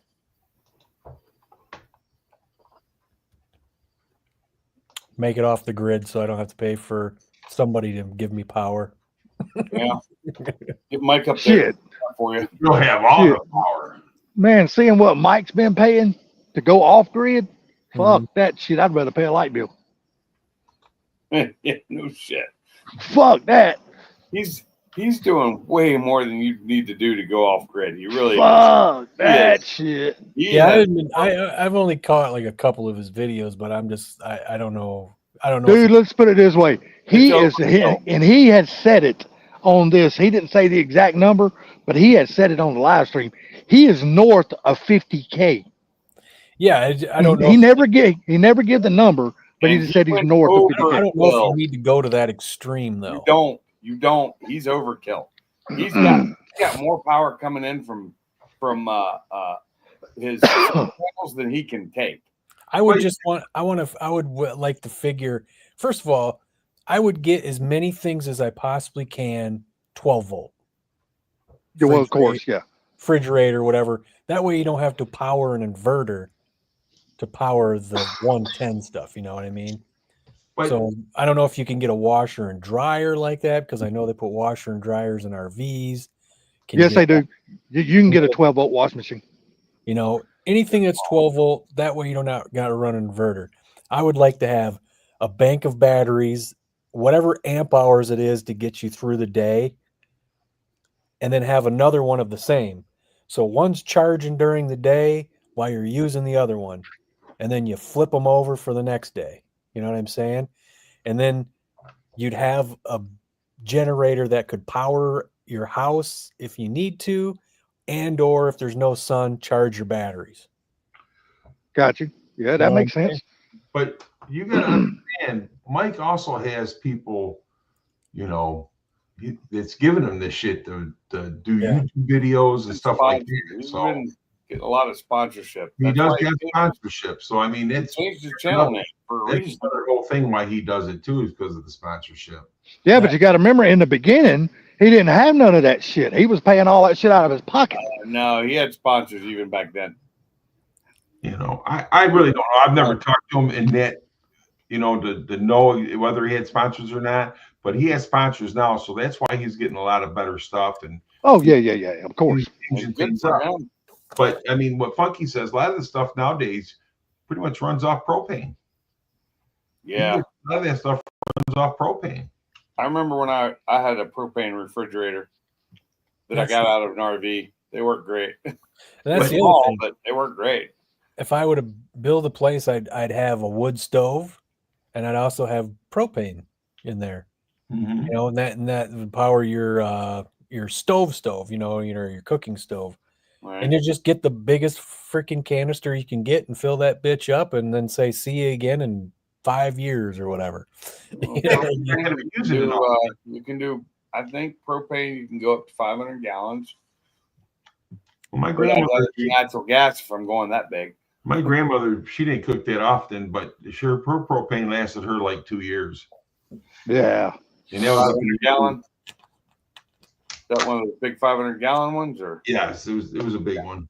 Yeah, so my dad had that too. He had propane, and was one of those 500 gallon undergrounds. And then they finally ran natural gas up where he lives, and he switched it over and got rid of the tank. Well, he didn't get rid of it; he just left it there.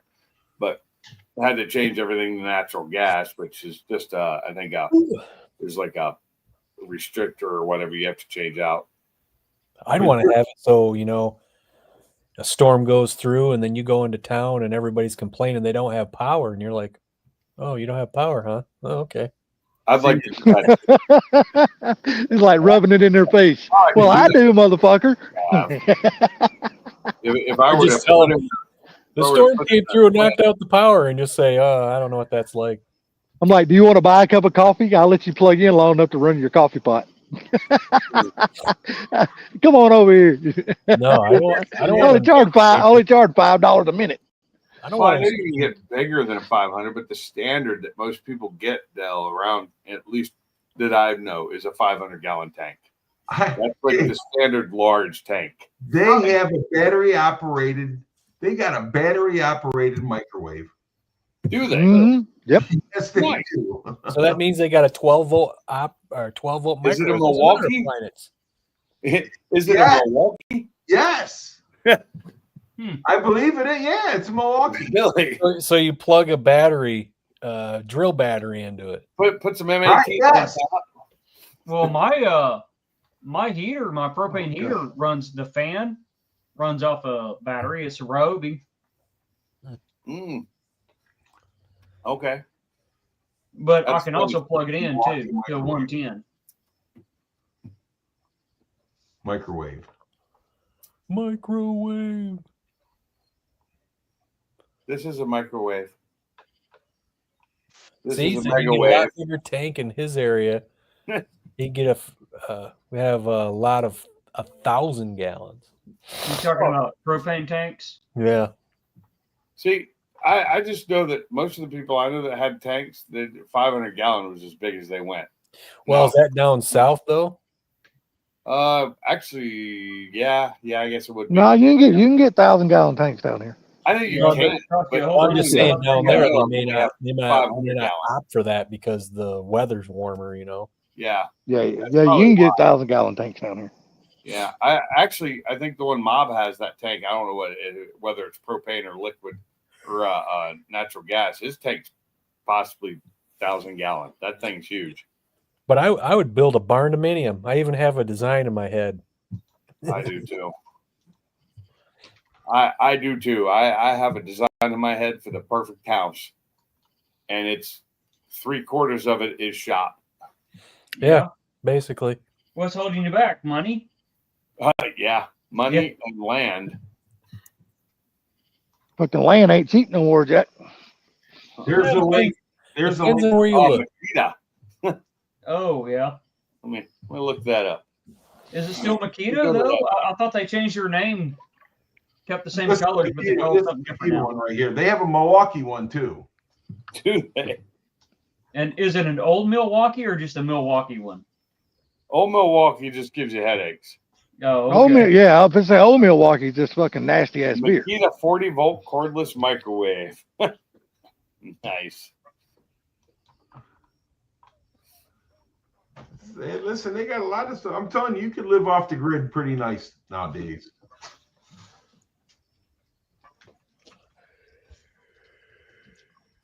I see a Makita. I looked up Milwaukee microwave, and all I get is Makita. The whole they, back, maybe they don't have Milwaukee. the whole back of the barn-dominium. Oh, wait. I'd have like a Oh 12-foot no, that's door. like I'd have a 12-foot drive-through door that you could drive through and to the other side. yeah. Oh, yeah. Well, Yeah, nothing wrong with that. And then I'd have another like 10-footer next to that, and then the regular garage. So me, I'd like a 14-foot drive-through. The reason for that is for semis. If I ever needed a semi to drop something off, I'm never going to 14 need that, so I don't care. Yeah. Yeah, same here. I don't see that happening ever. So well, we needed that at my work, and when they had to increase the door size after we had the building built.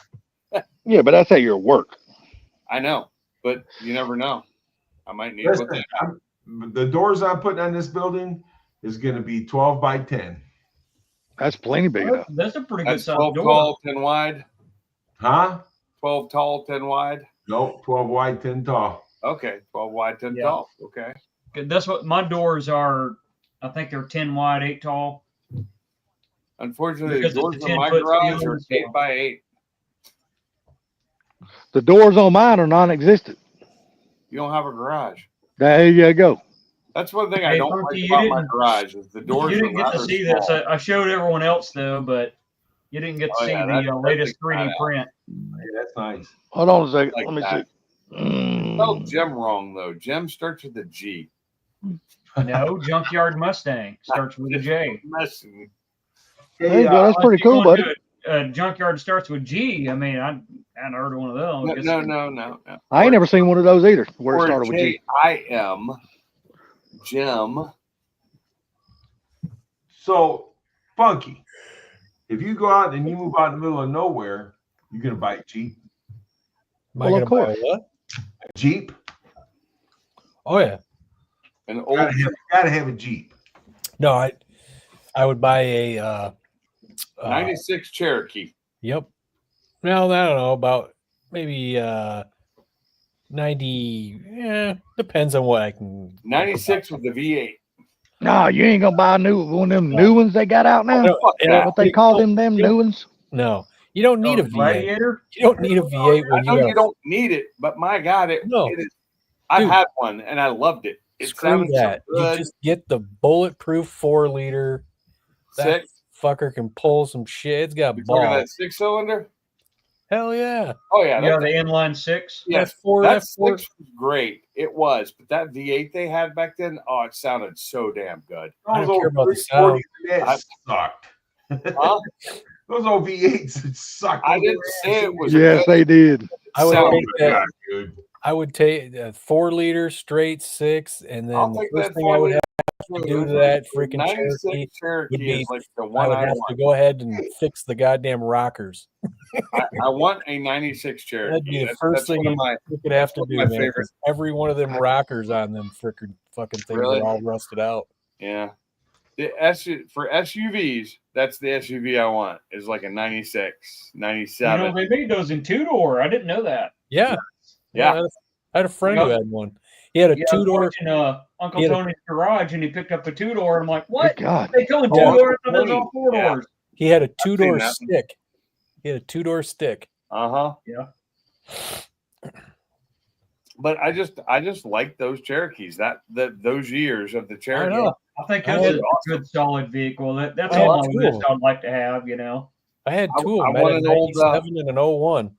I'd like an old CJ too. But Well, guys, I'm gonna jump out of here because my brain cannot listen to everybody talk at the same time. So I'm gonna jump out of here. All right. Hey, Y'all have a good one. Salty, I didn't know you had a brain. it's a Brian, not a brain. Where he left. No, he's still there. I didn't get a chance to fuck with him before he left. He's Oh, right I there. think he's still there, but he's not there. It's late in him leaving it like he leaves my live streams and his shit will stay up until I actually leave sometimes. Sometimes I have to remove people if they don't disappear quick enough. Hey, Pinks, you said you're going to Ford Takeover, right? I am. We're leaving. We're going to be there on the 18th and through Sunday. So Thursday through Sunday. Oh, okay, I'm just doing one day off, so that'll be the 19th. and the Sunday. 20th. So I'm going up there Thursday night. So I'm there Friday morning, because they do stuff in the morning and I'm taking my Mustang. My wife's taking her Mustang. So hopefully she's better by then. Because if not, she won't be able to go. But I'm that's not weeks. going. You're not going? Nope. Well, that sucks. Well, I just, I can't. My dad, you know what I'm saying? I Yeah. can't do it. And I got some new business I got to take care of the 18th. I totally understand that. Yeah. Well, there'll probably be one next year. Oh, I forgot to tell you about the money. He came over and blamed me about taking his money, right? The 4K, right? Yes. Yeah. So yesterday I just took the day off so I could get stuff done with him. And I go over there and I said, let's go to your house and see if we can find that money. He goes, son, it's not there. I know it's not there. I've looked and I've looked again and I've looked again and again and again. I said, okay. So we go over there. And the money was right where he said he put it. And it was there. Right there. It was there, but it was on the bottom, not on the top where he thought he put it. Oh, he just didn't want to look. He didn't. He just looked down in that basket. That was it, and he didn't look behind it or under it. And his brain said that's where it should be, and it's not there. So And that somebody took it. Yeah. And I'm the only one with the key, says, and so he comes straight to me. Yeah. And I would never have. I mean, with as my brain is now with my son, I would have done that because I'd been like, if I'd given you a key, it means I trust you.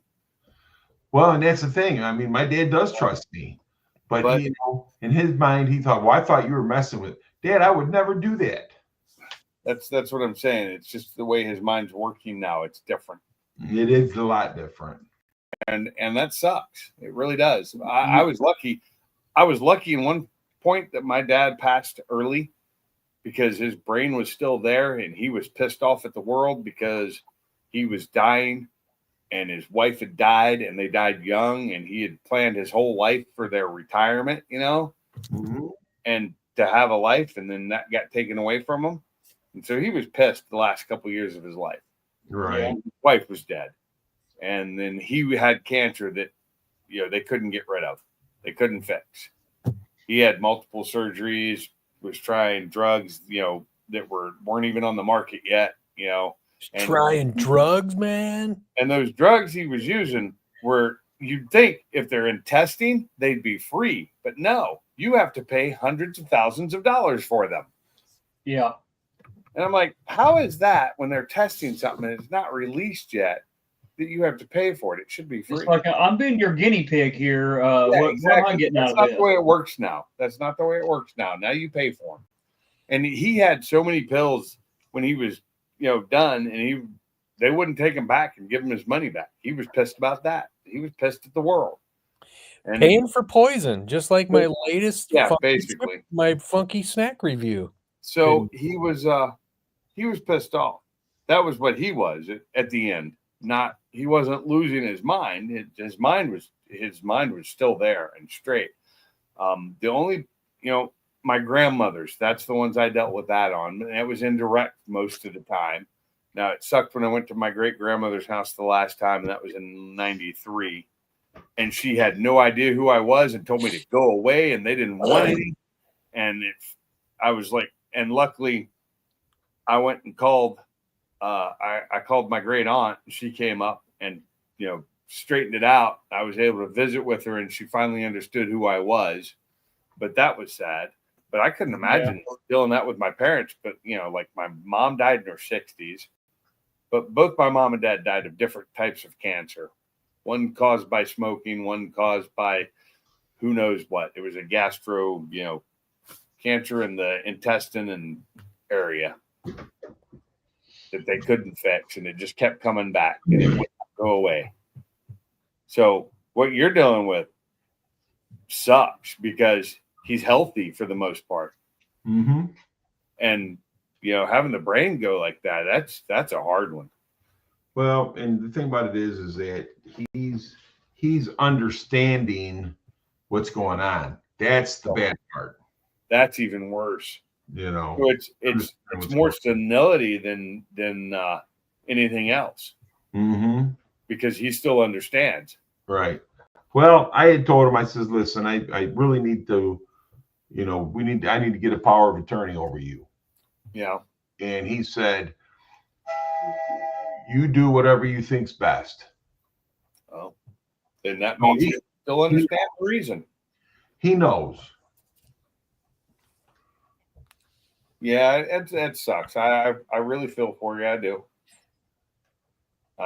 That's just not a way. That's not what you want to see with your parents. You know, he's been strong your whole life, right? He's just been the man that you would aspired to be like, somewhat. And you know, I've always looked up to. We look up to our parents. You know what I mean? Exactly. Hey, T. You know, I mean, it's just, and so it's hard to see this happen. I get it. I am glad in one respect that I did not have that issue with my parents because they died so young and they didn't have the time for their brains to go that way. Yeah, well, my mom, she passed. She was 79. She was about to turn 80. Yeah, so that's not young either. I mean, yeah, my parents are 75, so my parents would have been 76, 77. Oh, God, I can't do math. So the guy that did my driveway, I mean, when Dad ran up it, it's okay. You know what I'm saying? That's good. It didn't ruin nothing. But it just freaked my wife out. But so the guy, I sent the guy over there to give my dad a price.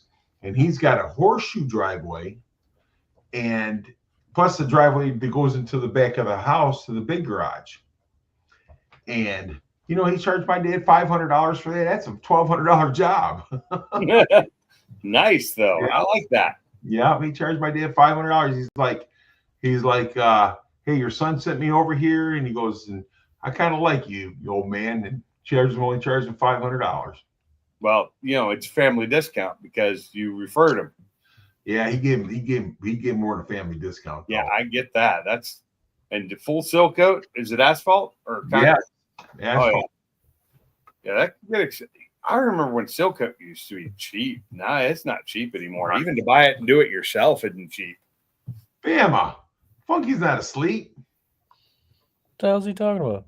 That's what he said. Funky asleep He's got already. his camera turned off because he don't want people to have to look at his beautiful shining face. He might have had to pick his nose or something. Who knows? That too. What is seal Hey, coat? Ford Blue, what are you doing? Have you not seen what a seal looks like? It's that coat they wear. Oh my God, it's hilarious. Seal, that's my mom. Her name's Lucille. My dad's always called her Seal. Seal. My Every time I hear seal, I just think of that one singer with the pockmarked face. my cousins always call her Aunt Seal. Aunt Seal. Yeah. Yeah. Not Lucy. She went with the other route. She went seal. Well, it depends on who it is. Yeah. When she works, everybody calls her Lucy. Oh, that's right, man. Your grandmother was a biker, or is it you talking about your mom? No, my mom. This is my grandma. My grandma was no biker. She just loved men too much. She was married like 7 times, man. Well, but Wow. Bama likes men. She had Bama does too. tattoos on her knuckles and her forearms, and she thought WWE was real. It is real. Real entertainment. Yeah. No, she thought the storylines were real. Oh, yeah. I had a friend in elementary school that thought the same thing, and we went rounds one time. I was like, dude, it's fake. He wanted to fight me over that. It's like, it's fake. I've met some of these guys. It's fake. I mean, don't get me wrong. When I was a kid, I was entertained. It was fun. It was fun I to still watch. watched it too. I was entertained. I enjoyed it, but I knew it wasn't real. I knew it was a very rehearsed and Yeah. extremely. And see, I always liked the guys you never really heard much of. Like today, you don't hear much about Coco Beware. I don't watch Freaking it. Junkyard Dog. Junkyard Dog. Freaking, my favorite was always Ricky the Dragon Steamboat. Oh, I like Steamboat. So I just want to ask you a question. What? Was it ever real? Well, what's real is those guys freaking taking falls and shit. Oh yeah, That's what's real. the work they put into What'd it is definitely. What'd you guys real. think of Quentin Rampage Jackson's punk ass son? Freaking beating the shit out of that I wrestler. remember that Ford Blue, Sergeant Slaughter. Yeah. Sergeant Did you guys Slaughter. see that? No, I did not. Quentin What Rampage was it, Jackson. Sting? He's a former UFC champion. He's pretty much a legend in UFC. His son, this guy, this wrestler, thought he was a wrestler, but he was brought in just to do a part of the skit. Do a bet. So, yeah, so when they were backstage, which is back behind the building, he was seeing if he could, he was wondering if the guy could do what they asked him to do. So he thought he was an actual wrestler. So he took an empty beer can and smashed it on his head. But he basically crinkled the can in his hand as he hit, the side of his head. And his son got all pissed at him. He got up in his face, and the guy, his name was Psycho Stu. He goes, he said to him, they showed the video. They said, he goes, "Are you going to sell it? Show us how you're going to sell it." And he all wanted to kick Stu's ass and shit. So they got him apart, and then you hear Stu in there. He goes, "Sorry, dude, I thought you were a worker," because everybody's saying, "Stu, stop. He's not a worker. He's not a worker." And he's like, "Oh." So then he shook his hand later and said, "Dude, I'm sorry. I thought you were a worker." He was just trying to see if he could get the bit off. Right. But Huh. that pissed off. His name's Raja Jackson. Raja pissed him off, and he wanted to get back at him. So he get in there, and this is all on his live stream, and he's just sitting there saying how he's good. He premeditated the whole thing. So he got in there.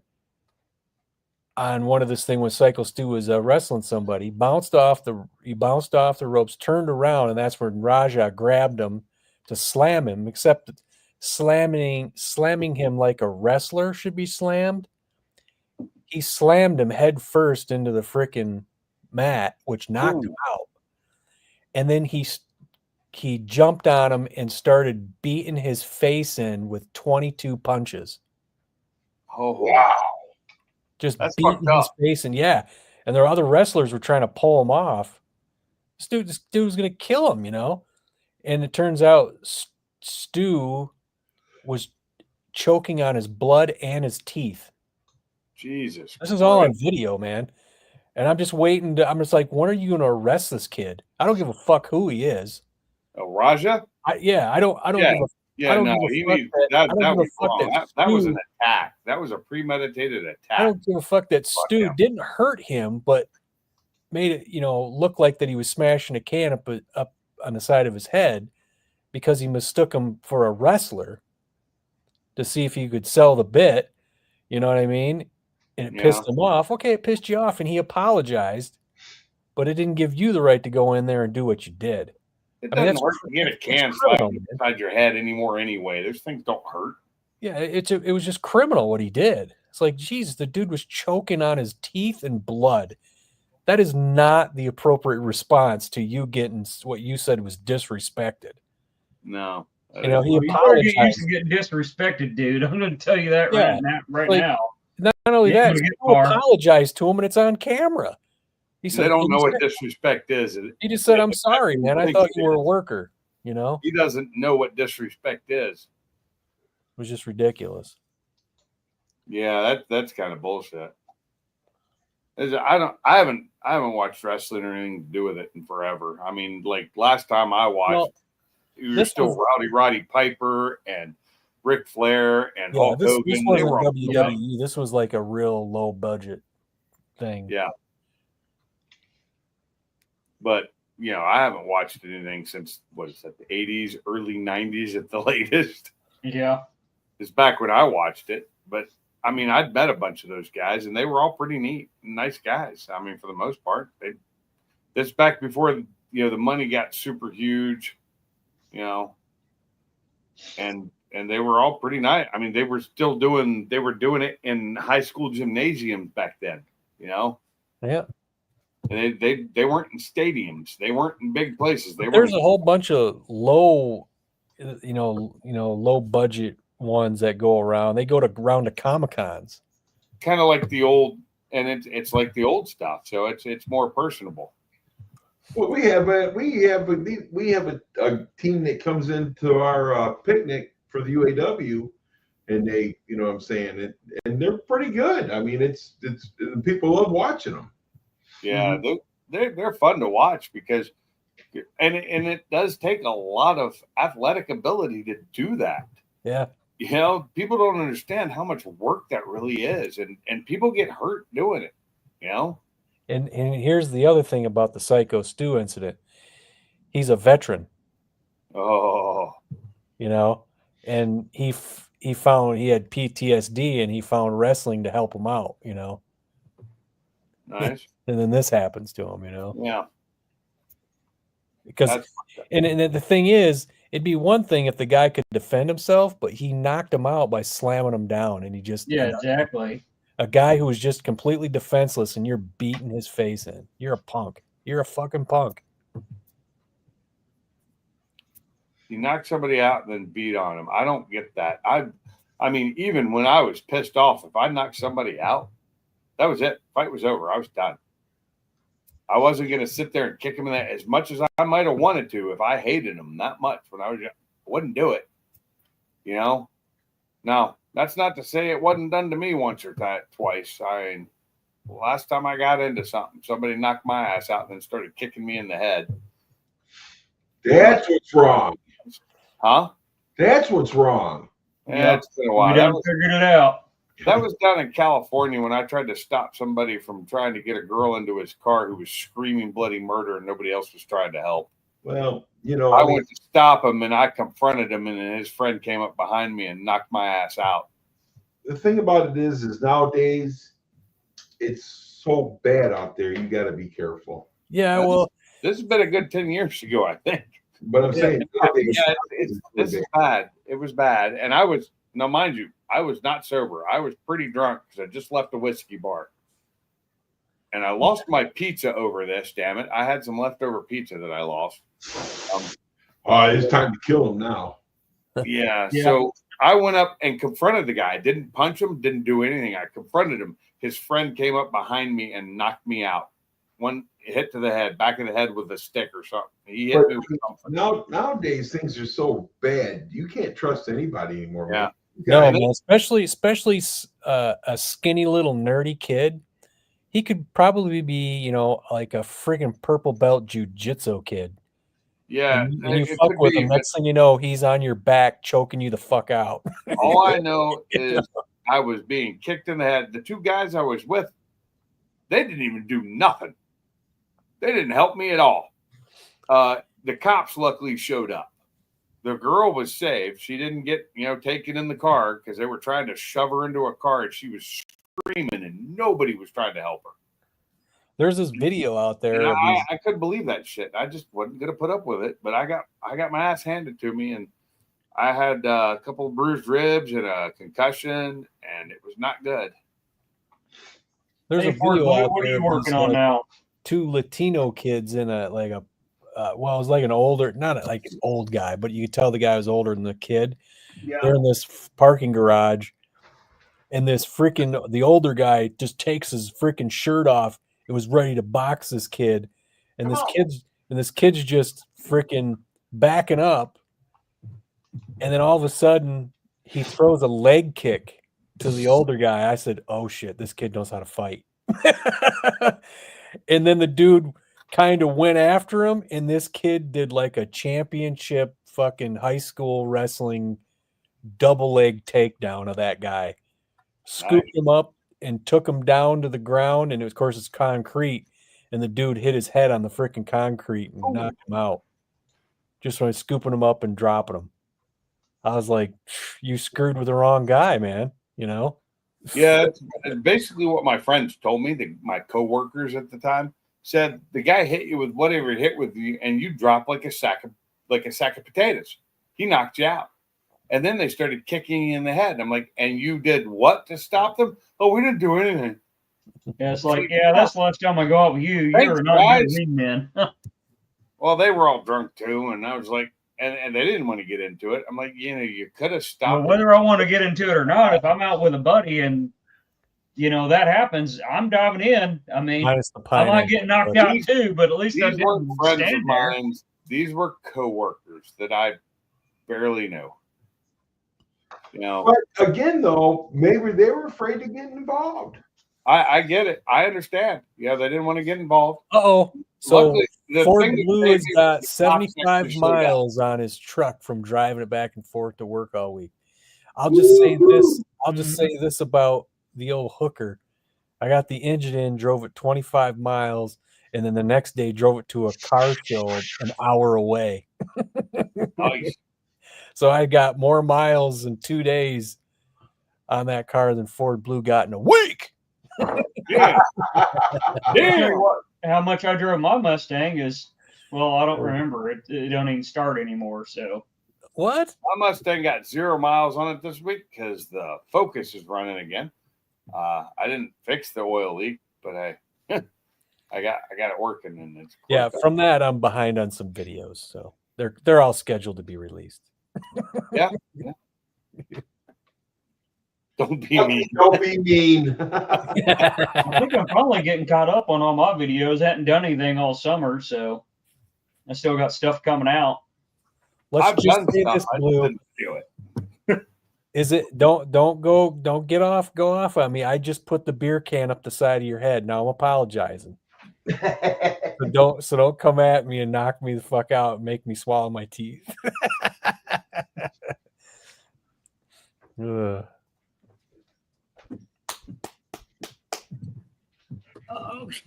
Oh. You're gonna get a beer can put upside your head now. You know that. And he's not even gonna crinkle at first. He's just gonna full on right into you. So now that car is my There you go.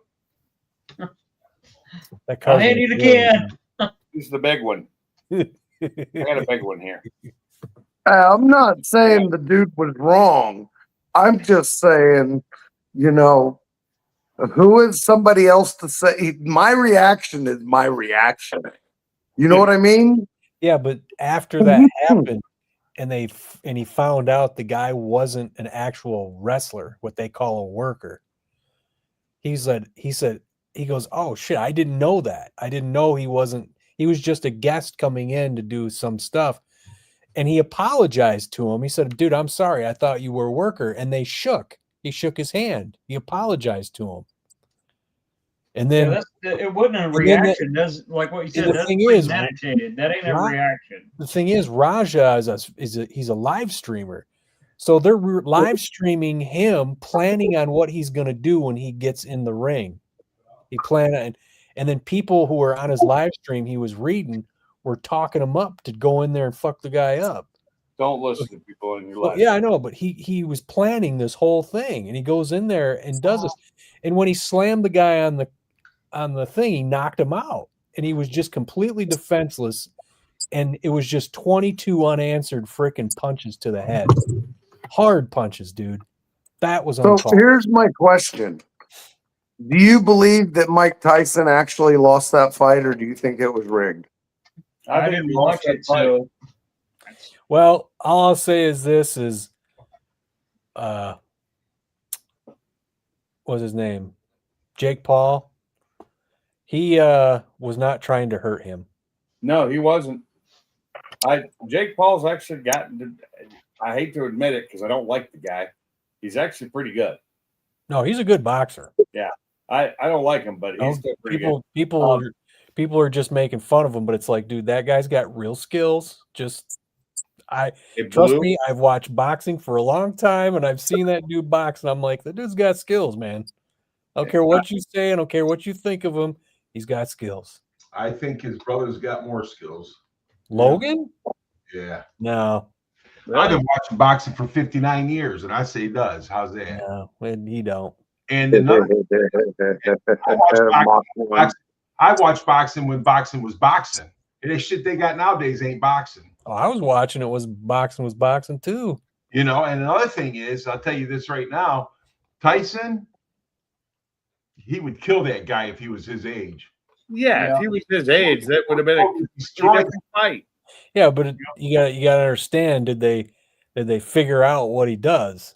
You know, when he does that dipping and diving stuff, you can mitigate I that. think that if he would have actually thrown some of them punches when he had openings, he would have knocked him the fuck out. I mean, agree. It's like I agree.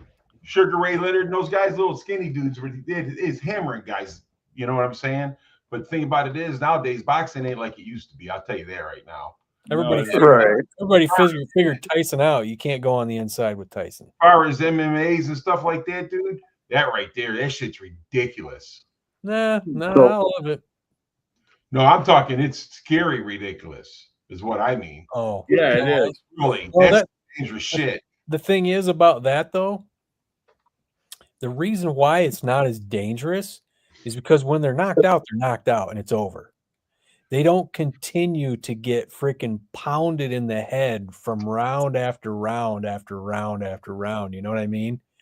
It's just quick and done. That's why there's not so much trauma getting put to their head, you know? Well, Dude, man, I'm telling you what, they sure come out of there beat up. I didn't Oh think yeah, Baron they do. was still They awake. come out of there beat up. Oh yeah. I was There's watching bare knuckle fighting and something earlier today, dude, and that shit was freaking nuts. Oh, Yeah. bare knuckle was weird. Hey, that's real fucking fighting. That bare knuckle fighting, that's real shit. Well, That's I that. done bare knuckle fighting. I did that for years when I was a kid.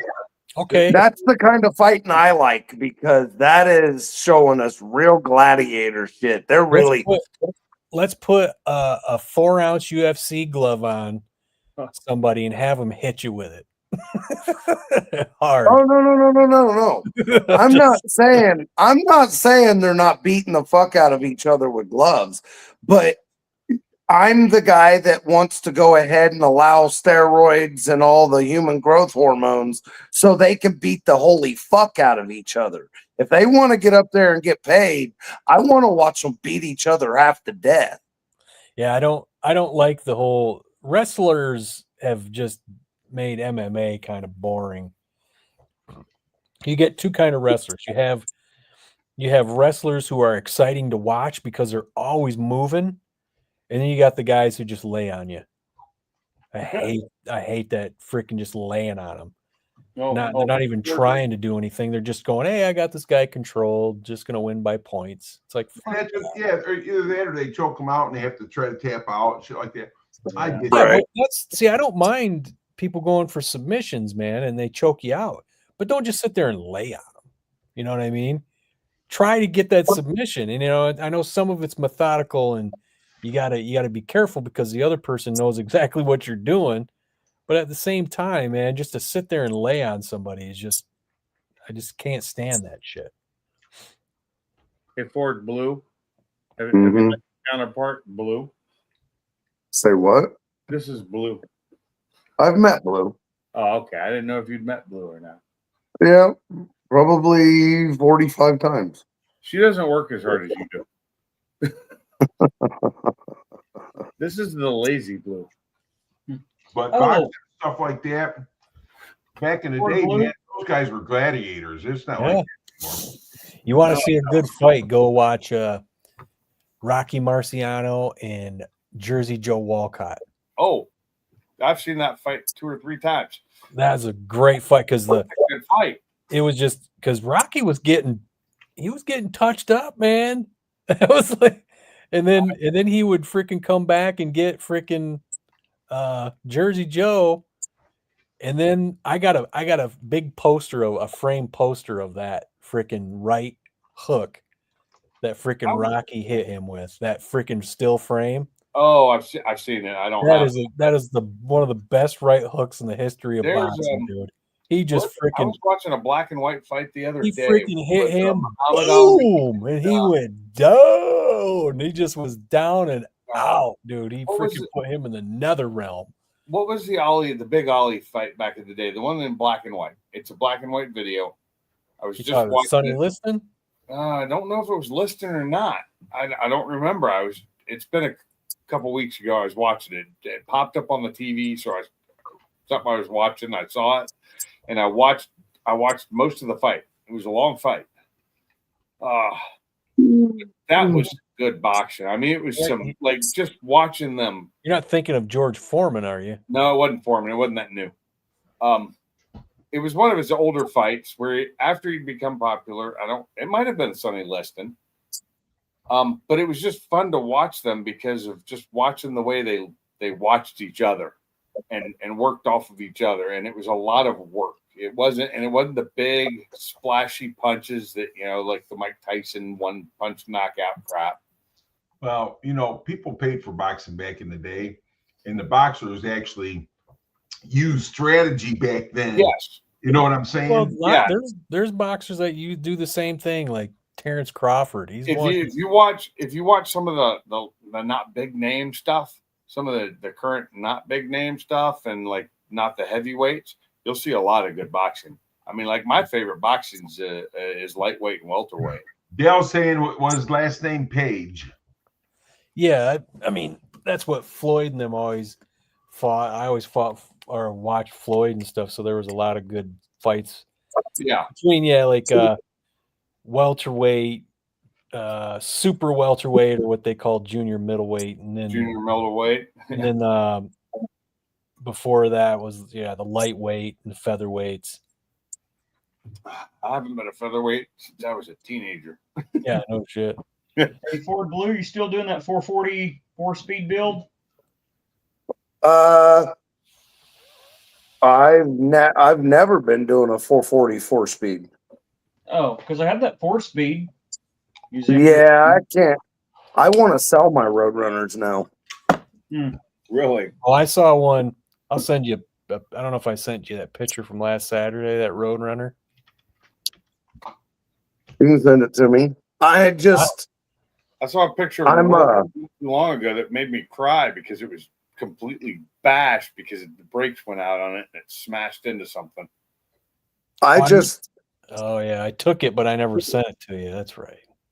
I've just been thinking I would sell them because I have enough projects and I'm not ready to do a Roadrunner because I truly believe that the Roadrunner, since it's the car I've always wanted, it's going to take all of me, and I have other cars that I'm That's highly kind of where I'm attached at. to. I have the car I want that I want to build, and it's in storage right now while I develop skills and get other projects out of the way to get to it.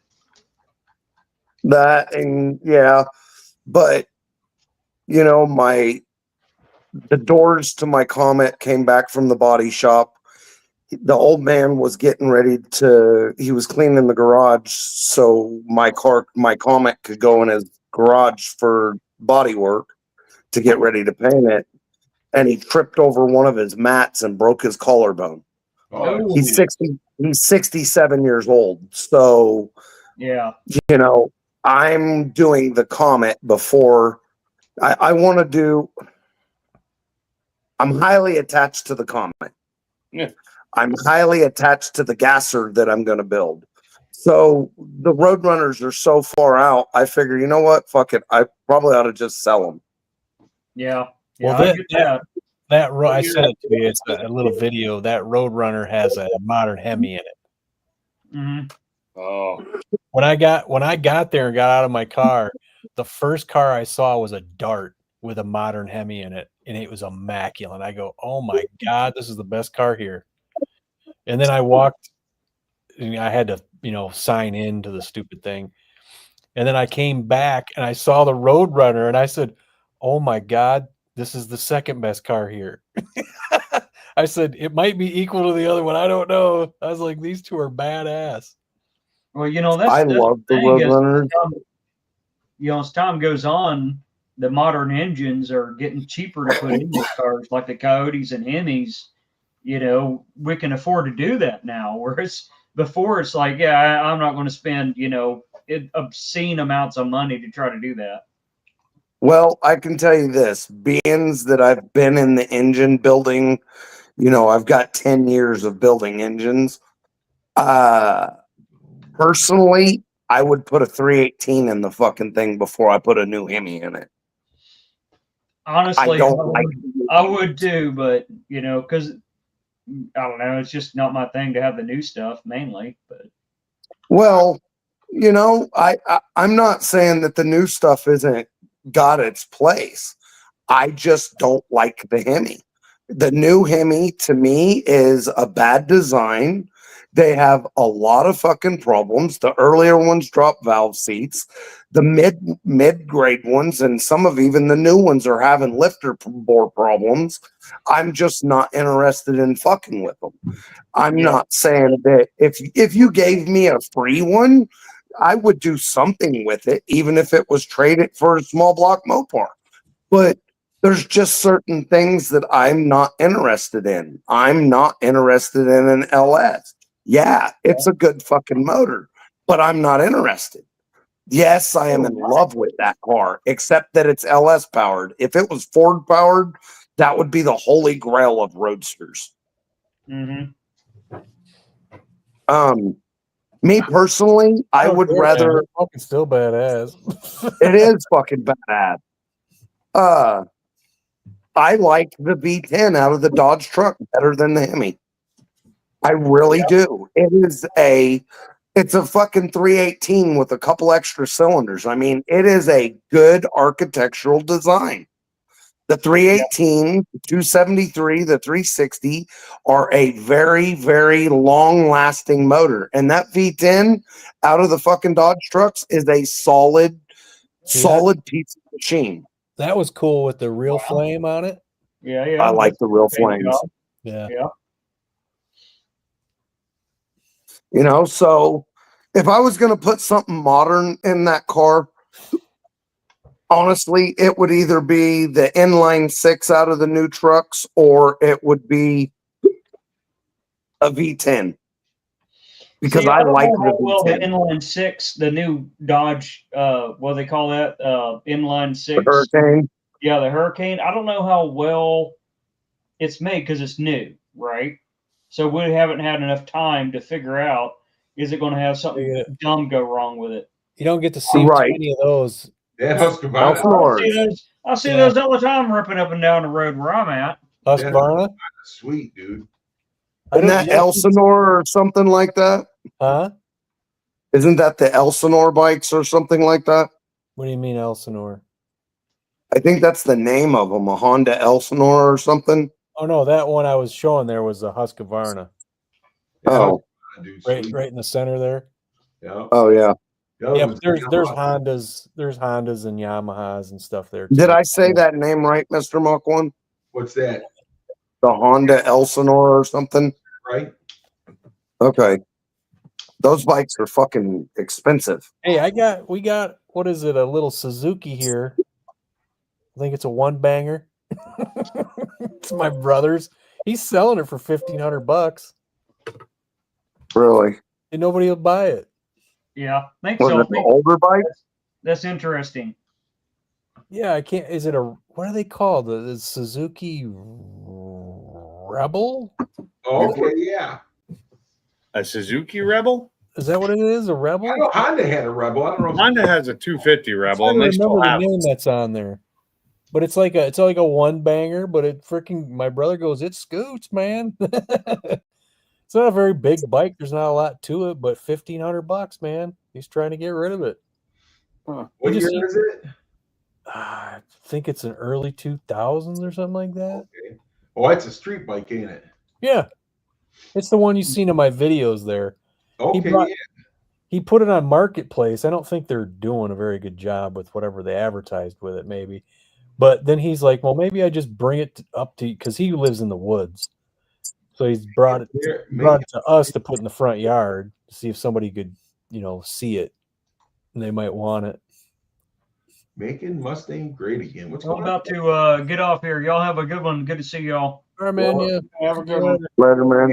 Hey, listen, broke into a garage. When you get off, try Vaseline because we don't want to get you any bruises on your little thingy. What's that? I do it right over your head. No, I couldn't hear you. Sorry. You're all right. But anyhow, Y'all have a good one. Later. yeah, Later. I don't know. I had that dual sport. I loved it, man. But Mr. The Sand didn't love me. No, that's sweet. That, Sure, you that's know. Oh, nice. Big Block 390. No, It's got blue interior as well. And when I went to that, I got a door prize when I went to that car show. And I went up there and they had a whole bunch of local businesses with gift cards or whatever. They said, or you can have one of these, and it was a freaking little thing of Michigan maple syrup, real maple syrup. I'm like, I said, I'll take this. I eat this shit all the time. Oh, maple syrup. Actual maple syrup, yeah. What's up? Panama finally came up. I just got home a little while ago. There's my door prize. Well, that's right. You were out eating sushi. Sushi? No, I wasn't eating that shit. Sushi. I love sushi, so don't call it Sushi. sushi. Sushi. Whoa. Sushi shit. How's that? Gross. Sushi. You guys eat caviar too? I will, depending on the type of caviar. Nope. The hell is that? That's No. down the park.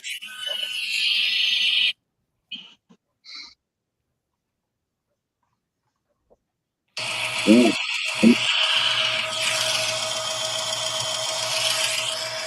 What's that, UFO?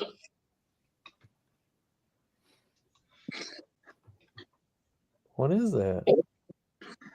UFO. That's his penis pump. I'm laying down in bed, not going to sleep, but I'm just watching my phone. Are you ready to watch our show? It's up to you. Whenever you're, the trouble is when I sit down and lay back, that's when I start coughing. It's when I sit like this, but I don't. Just trying to lay down for a minute. Okay. But it's probably when you want to watch the show. Okay. Or you tell me. You're the boss. What I'm show? good. I just look at your life. Uh-huh. You're the boss. You know, Okay, then. you know, We're like, watching Ray Donovan. I'm not a street Oh. bike person, but if I was going to have a street bike, I think I'd get like a Honda Goldwing or something. Yeah, something like that Heavy. too, or just. I used to ride. I watched several seasons of Ray Donovan. I haven't watched Ray Donovan. I've heard it's pretty good. Yeah, I haven't watched probably the last maybe 2 seasons of it, but What are you guys watching nowadays? YouTube. Now, Oh, I'm watching nothing right now. I'm watching. Well, let me ask anybody this. Does anybody like Shane Gillis? no, I don't know who it is. I don't know who he is. He's a comedian. He's like one of the Tires. biggest comedians. Tires. Oh, Right? yeah. I know who it is. Okay. On Tires? Netflix, he has a show called Tires. It's hilarious. It's so funny. I They're love on this. They got 2 seasons, dude. It's so good. I haven't watched it. I've watched the first season. I haven't watched the second season yet. The I just second haven't watched season's that. great. First season was hilarious. I loved it. It's just so stupidly funny. It's so. You guys remember what is that dude? God, who was that guy? What did he play in? Oh, he was Dwight. Was it? You remember the show Wings? Yes. Yeah, Who was the mechanic guy? I know who you're talking about. He was the blonde-haired dude. Yeah. I can't think of his He's name. in the second seasons of Tires. He Oh, plays is he? Shane's dad. Oh, really? Yeah. It's been so long since I've seen that, man. I can't even think of the characters. I can't think of the guy's name, but I know who you're talking about. But yeah, the first season was great. I haven't watched the second season yet. You want to hear something crazy? So my nephew's in the military, and he had this new Chevy pickup truck, and he's been trying to sell this thing. He's listed it 4 or 5 different times, man. And he just cannot get rid of this truck. A new Chevy? Yeah, it's a newer Chevy. Okay. So he can't get rid of this thing, and he wanted a shit ton of money for this thing because he owed a shit ton on it. So this guy calls him up and says, "Hey, I want to buy your truck and meet me at the bank." So they go to the bank, and the guy pays for the truck and everything. And so Nick says, he goes, "Well, I'll just come over and we'll do the title tomorrow." You know, they had the payoff slip and everything. And the guy called him today, and he goes, "I bought that truck." He says, "I paid for it for you. Thank you for your service." What the fuck? Wow. Bought him paid that truck off for him, and told me it's your truck. Damn. Damn. And that was your brother-in-law? No, it's my nephew. So he was trying Oh, to sell shit. it. Was he trying to sell it to get money to get a different truck? He was trying to sell it because he wanted something different. Yeah. Huh. He owed a lot of money on it, and it was a big payment. What the hell, man? Why can't I get people to do that for me? I served. He was trying to get something cheap. And when they were at the bank, the guy, you know, they talked on the phone for quite a bit about the truck and about, you know, and he asked Nick a bunch of questions about his personal life and this and that. You know, Nick was in the military, and he was in the military, and he's telling him that, and then he was telling him about his father-in-law just passing away, and the guy, he told him about his kids, and the guy freaking, I guess he's a pretty well-off black dude, and he bought him that truck and told him, he said, "Keep that truck for you and your family. I bought that for you. I paid it off for you and your family." Wow. Well, I spelled that wrong. But That's awesome. Is that like super cool or what? that is true. Uh-huh. Oh, he's watching the Alien Earth. Dude, or it's- that Alien. Okay, I haven't started watching that yet. Yeah. So I've seen some tweets of it. It's pretty funny. I've been watching Alien's funny. The Alien show, that guy that plays it, Oh, you're talking about Resident You're Alien. talking Yeah. Resident Alien. That, No. He's talking about Alien is a TV. They have an Alien TV show now. I Like, think it's called Alien Earth, is what Yeah. it's called. yeah. I haven't seen that. Yeah, it's in the Alien I franchise. think it's got Where's Timothy. it at? It's got Netflix. Timothy Font in it. I think. Is that Prime? No, it's Hulu, I believe. Okay, Hulu. It's FX.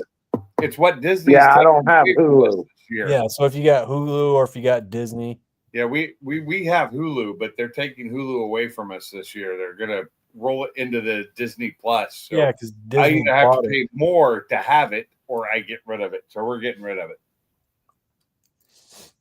because they're taking away the Hulu because Disney Plus their app sucks compared to Hulu. I don't have any problems with Disney Plus's app. Compared to Who's Hulu, got Apple? No, I don't have any well, problems. I with don't it. want Matter to of pay fact- for Disney Matter Plus of fact, just for so I my can have ESPN, a Hulu lot of my and Max. ESPN stuff, I'll go to ESPN and their app is garbage, I haven't trash, been to shit. ESPN. So I I'll go to Disney Plus to watch ESPN fights on there. Yeah. Unfortunately for pay-per-view, I got to go to the ESPN app. But every fight night that just comes on, I just go to the Disney app because it works better.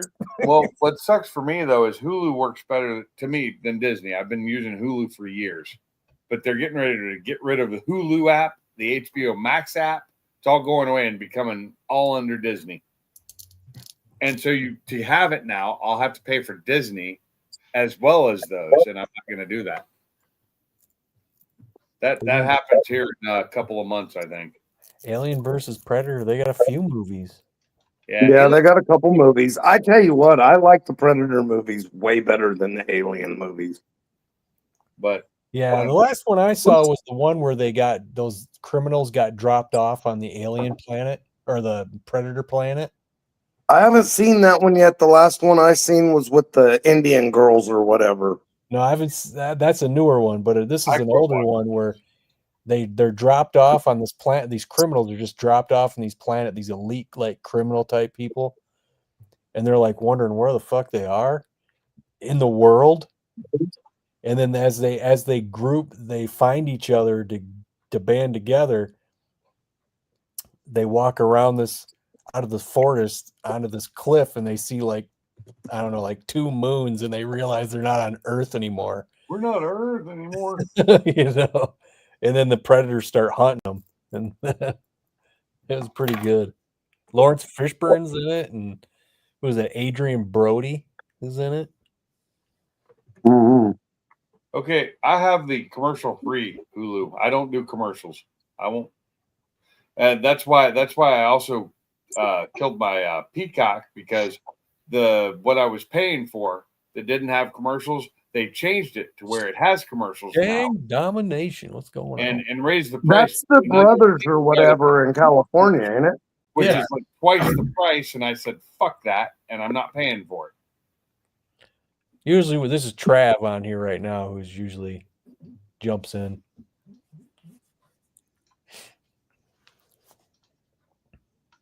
Got a couple Californians in here. Damn. Yeah, I haven't seen their videos in a long time. What have they been building lately? I think their latest video is, what was it, 1,000 horsepower car? Something like that. He's got some kind of coyote swap that's badass for some Yeah. shit. He had some freaking meats in I didn't see the video, but I seen the thumbnail that The sucker had thumbnail some with meat. those tires from Those are hell. rough. Meats. Aren't they rough? They look like the meats I keep when I go to that cruising at that place, the restaurant over here every Tuesday. Those look like There's a Maverick with just some meats on it. those look like 325s or larger. Well, 315s are bigger than 325s. Yeah, I was like, no, those are big, way They're bigger than huge. 325s. They're big.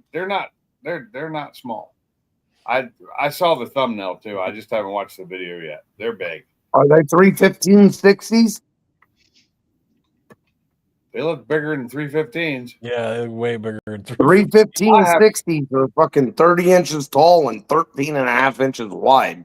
I have 315s. 315 Yeah. is the width. That's the width. The 60 is a is just how tall it is compared on a ratio to the width. And So I have 315. I know that a 315 6015 is a 30-inch, 13 and a half inches wide. Yes. 30 inches tall. That's a big ass fucking tire. Well, I just saw the width, and they were fucking huge. I got Mhm. I got 325s on the back of the 21. Yeah, but they're what, 2 inches tall? That's a 19-inch wheel. Yeah.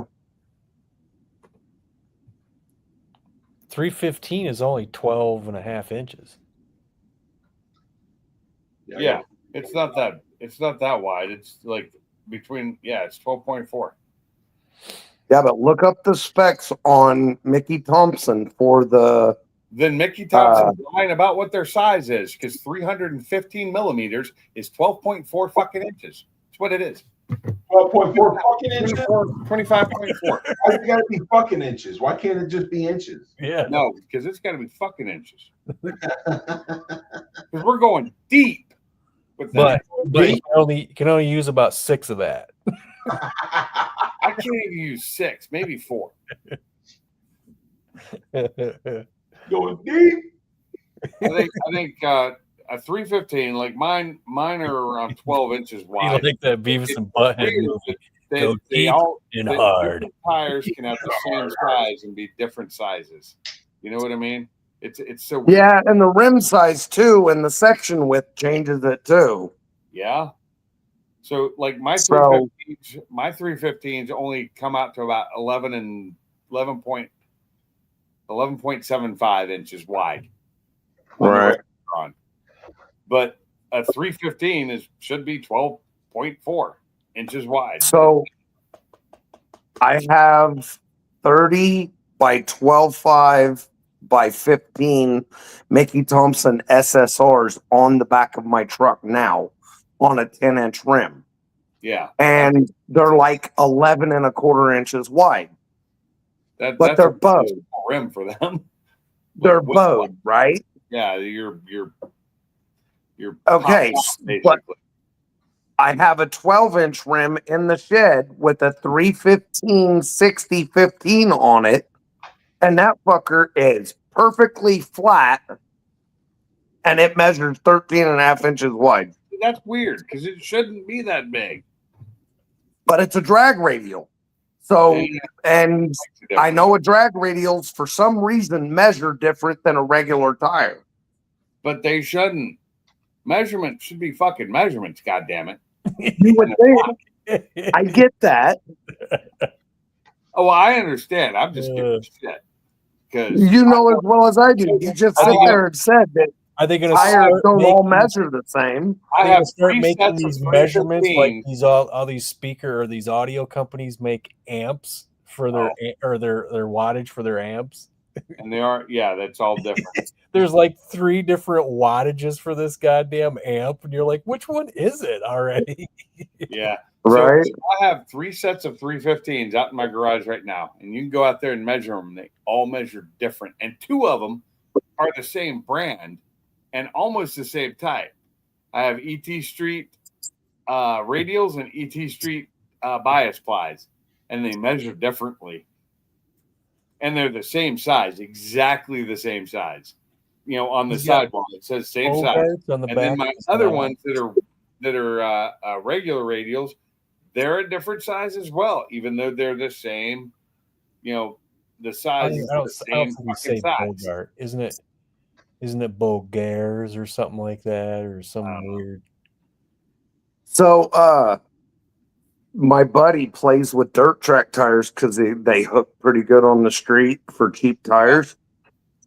And he had like 15 sets of tires, and they were all the same measurement, but every fucking tire was different measurements. Yeah, They was marked on the side, but every one of them. I'm talking, some of them be an inch and a half taller, some of them be an inch and a half shorter, some of them were fucking inch and a half or 2 inches wider.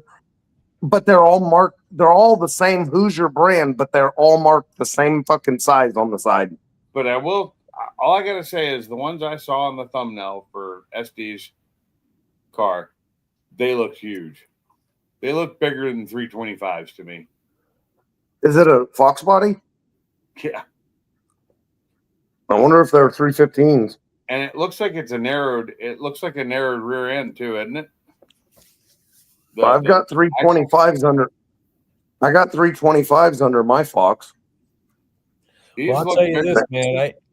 I got 10-inch wide rims for the back of Black Sunshine when I eventually do this.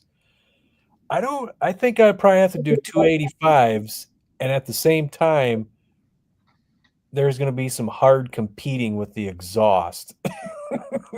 Well, and that, We did a mini tub on it. That's what it is. that 93 that I had Yeah. 75s on the back of that, you know, and I had to take the exhaust and squeeze them together to keep the tires from riding it. I mean, Yeah. look at You that. had 275 40s on the back, Mark one. 275 50s, 15s. You Oh, see that? okay. There's the thumbnail. Hang on, I can't see it. Yeah, that thing's been yeah. It's mini tubbed. Those look big. Oh, Those look really big. Yeah. yeah, those are the SSR tires. I don't know what they are. They're huge. But I yes, don't want the the- tires was rubbing on the exhaust funky, and I had to squeeze the exhaust together and kind of tie them together so it wouldn't hit the exhaust. Yeah, I'm gonna have to figure out probably the exhaust is probably gonna have to get a dent put in it. Yeah. What tires you putting on, Funky? Well, Justin says you should do I think he said do 315s. I'm like, no, dude, I'm gonna do 285s. Yeah, well, So, you know, my car If had you the convert over to the 285 10.5 rim, and it didn't rub the pipes. Yeah, but I already have issues back there with my what are they 245s? So, You talking about on the coupe or the other car? no, my Black Sunshine. Okay. Funky, if you change over to the 3-inch Flowmaster tailpipes, it clears lovely. Are you serious? A bigger tailpipe? That's what I had. Yep. Master tailpipes on that thing, and it still had to tie the exhaust together. Is it because of the way they have to bend them because they're 3 inches? Yeah, because they come down and under the corner of the gas tank. I'll have to think about that. Now, I've also seen that not all cars do they fucking clear. Because you guys know as well as I do, not all of these fucking cars are built the same. Look at Funky having to have a special control arm. Yeah. Yeah. But like I said, I had them on that 93, that red Fox body that I had, and I still had to tie the exhaust to squeeze it together Really? to get it off the tire. That was a 275 50 15. So, Mach 1, what back you had it on those 10-inch wide 10 holes too, didn't you? Yes, I did. And that may be why that offset might have just pulled them in just a tiny bit to make it do that. Yeah, well, that's what was on there, and that's what I had to do it. Right. And sometimes it fits different with different fucking wheels too, you And know. I also had, matter of fact, I also had a 1/8-inch spacer on there too. Oh yeah. I mean, I know with a 10 hole on a Fox notch, you can put a 275/60 and it fucking clears everything with only a little bit of outer fender well rolling. Well, However, and we all know that fits, but you can take it from 9 different cars and it fits just fine. And then you can put it on one and it won't fit at all. Well, You know what I mean? I'm just Well, my telling you, 285s, I had to put the quad shocks and swap and turn them around, roll the fender, and it was on the 10.5 wheel. Right. Yeah. take those quad shocks off and throw them away. I hate those. No, hell no, no. I thought I tried that. I took them off. Man, I had to put them back on. All I did was spin them around. That's all you got to do is spin them around. shit. I threw those away. Mr. Mach 1, You have to have them when you're low horsepower because it helps with wheel hop. Okay. You catch that? Yeah, I called it. He didn't. No, I caught it. Bama's got what? 215 horsepower. No, Yeah, I got 167.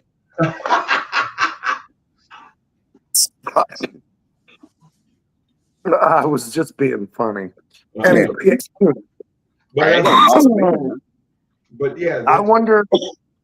I always was curious if it would help any if you put a good a nice set of adjustable like Strange or QA1 adjustable shocks on as the fucking quad shocks, if it would do anything. Because you know as well as I do, on a regular plain Jane Fox body, those quad shocks actually help. But when you start putting power to it, they're useless. I'm wondering if when you start putting power to it, if you fucking had a nice set of adjustable ones, if it would help. maybe, I don't know. But Yeah, anyhow, them things I checked on them at the time. Them things was high dollar too. making Mustangs great again. That's what That's what I'm going to put on the Fairmont. Oh, you got the pinhole, right? Yeah. Yeah, I like those. Same wheels I had on the 93. I'm putting on the I Fairmont. think they look great. Well, fucking Ford Blues one that put me onto them. Oh, Yeah, Ford Blue, you still got a set, don't you? And the nice thing about those Mustangs great again, the nice thing about them is they're actually really affordable. Yeah. You like your quad shocks? I do too. I have 4 shocks, 1 on each wheel. Man, I throw those fucking quad shocks away. Yeah. Well, you throw them away, send them to me, and I'll sell them. No, I throw those things away. They're junk. Man, come on, dude. I'm telling you. Come on, man. Come on, man. I tell you what. I'm telling you, they're junk. Throw that shit away, man. Get you some nice fucking control arms and go about your business. What if I don't like my business? Well, then you need to shoot.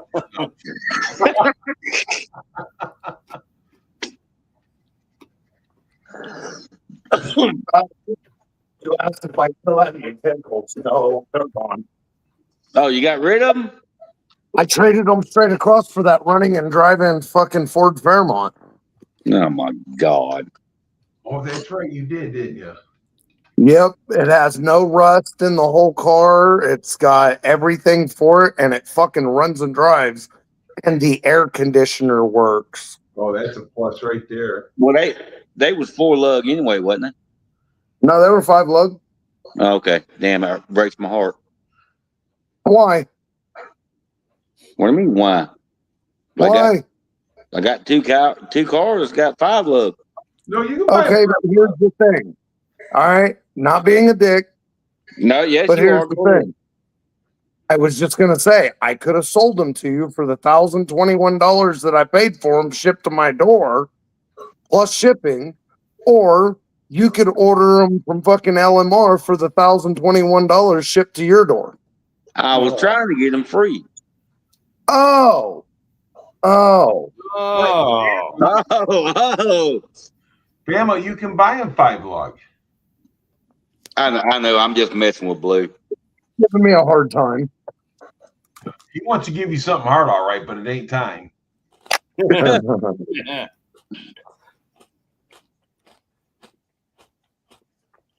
So I've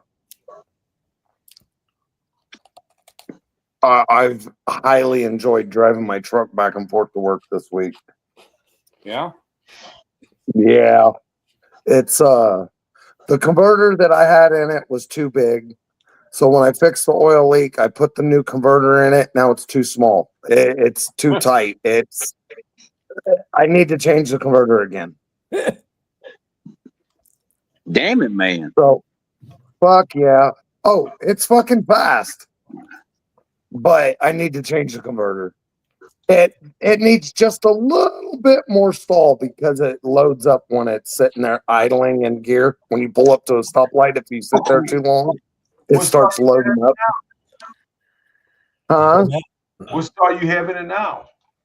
Like 18 to 25. Oh, dude. What the fuck you thinking? What was in it before? Well, the converter that was in it before, I could foot brake it to 4,500. Yeah, but what did it? It was supposed to be a 36 or a 32 to 36 is what it was supposed to be. Yeah, but say that you're just standing there, dude, not talking about brake torque, and you just stomp on it. Where did it take off from? About if I just gave it gas like nice and easy, it wouldn't even creep until fucking 2000. I'm talking about stomping on it, flashing it. Bam. Just flashing it, 4,500. All right, and that's what it was. It was 4,500 stall. Right now, I Yeah. don't have a choice. My, So why my- did you? Why my did you? vehicles are my Mustangs right now. Why did What you? Mach 1? Why did you go so? Back to 18 to 2,500 or whatever you got. I went 18 to 2,500 because I work at a transmission shop and Reds had it in stock. I had it that same day for $120. So I wanted to try it and see how it acted because I'm also wanting to drive the truck, kind of as a daily driver. So I didn't want a big monster stall, but I didn't want a stock converter either. And it, I thought, well, the cam says needs a 2,500 plus stall converter. And I thought, well, at 18 to 25, with the truck, the weight of it and the gear ratio and the tires and the torque of the motor, I thought, it'll probably be at the bottom side of what I require for the fucking thing and to still be a good driver. Well, I put it in and it's too small of a fucking converter. It needs to be, I think I could get away with a 25 to 28 instead of an 18 to 25. I think I need it a little bit bigger, like the next step up. So what's the stock? Stock is for a big block and a truck. The book at work shows 975 to 1250. Okay.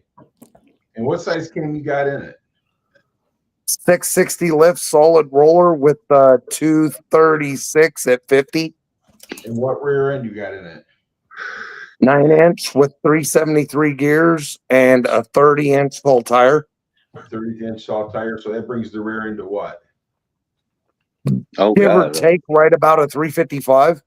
Well, 355, the tires and all that right there. So you need something between 25 and 35. To be a good daily driver type setup too. Yeah. And plus still have what you want. Right. So I just, I got to change it again. But now that the oil leak's fixed, I can change it at work in like 50 minutes. You know what I mean? Yeah. A good solid 45 minutes to an hour. I can have it out and back together at work on the lift.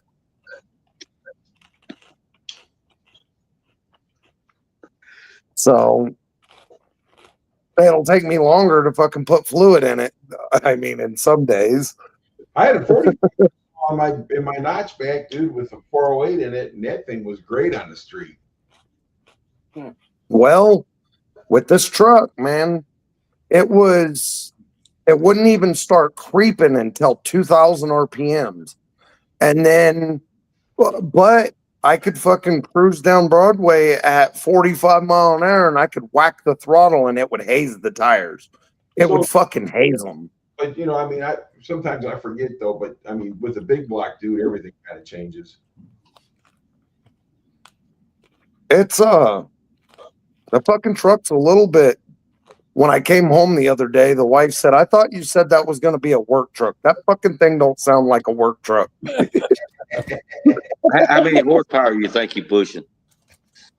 My buddy works at the dyno, and he works at the engine shop and they have an engine dyno. And while I was building this one, they built a big block for a guy, and mine's a 468. That guy's is a 472. He had aluminum heads and he had like 10.8 compression, but he had a bigger cam. And he was on E85 and he makes 632 horse and 580 foot-pounds of torque. My motor is a 468 with 12-to-1 compression, the stock Dove C heads, but they're ported the fuck out with super Cobra Jet valves. And I have a much bigger cam. So we're figuring somewhere real close to what that motor made. And I tell you what, this fucking thing gets down. So we got Brad right here. He's got a big block in his Mach 1, and he said 3,500 is good, very streetable for him. But if you go with like a 25 to 35 in the area, you're going to be right around about 32. Yeah. And that's what I was thinking. I was looking at, hang on. I may pop out. I don't know, but I'm going to look at the converter I was looking at. Hang on just a second. All right.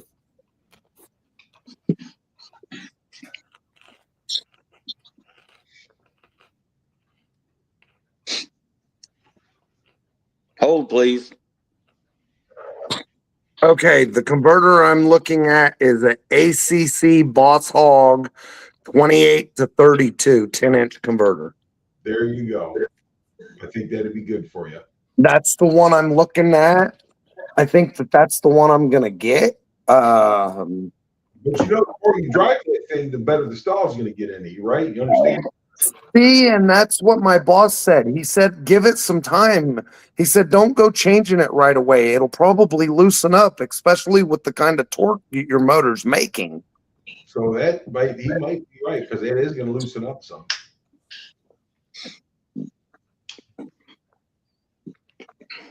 No, this converter I'm looking at is $400. Well, I mean, but that's the converter I think you would need. But then again, what you got may work out later on, once it loosens up a little. Don't fuck around and get a good one. Well, ACC Boss Hog it's a good converter. I like Boss Hog converters. Huh? Right up the road for me. I really like the Boss Hog converters. I've used a bunch of them. I've never had a problem with their converters. I tell you what, I do not like fucking B&M converters. B&M, dude, is what they used to be. I know. When I was a kid, B&M was the shit. It is, but it's not no more, dude. I don't like their shift. I don't like anything about B&M anymore. We have two A TCI converter. we have two converter companies that are like a block away from each other right up the road here. I think a TCI converter that I was looking at, the one I was looking at was like $900. That's what I paid for mine. And the ACC Boss Hog converter that I was looking at is a Street Bandit, and I got a little bit of information, and what I did was I put in the weight of the truck. I guessed it around 3,400 pounds, a big block, C6 373 with the tires and stuff like that. And that's actually the fucking stall that the little website thing recommended. It's not that specific one, but it said 28 to 35. You can't defend that one. So they said nobody's harder on a car than him. So I mean, it's very drivable as long as I don't sit at a stoplight too long. The carburetor starts loading up, and I still have some tuning to do on the carburetor too. It's running It's about at a cruise, it's about 11 and a half or 12 on the AFR. And under wide open throttle, it's about 10. And I'm running E30. So it's a little rich. I still need to lean it up a little more. I've got 88 jets in the front and 90 jets in the rear. So I'm going to put 89s in the rear and see what that does. See if that brings it down a little bit. Breaking news. Mike Tyson will face Floyd Mayweather in an exhibition boxing match in the spring of 2026. Both sides have already signed the contract. Oh my God.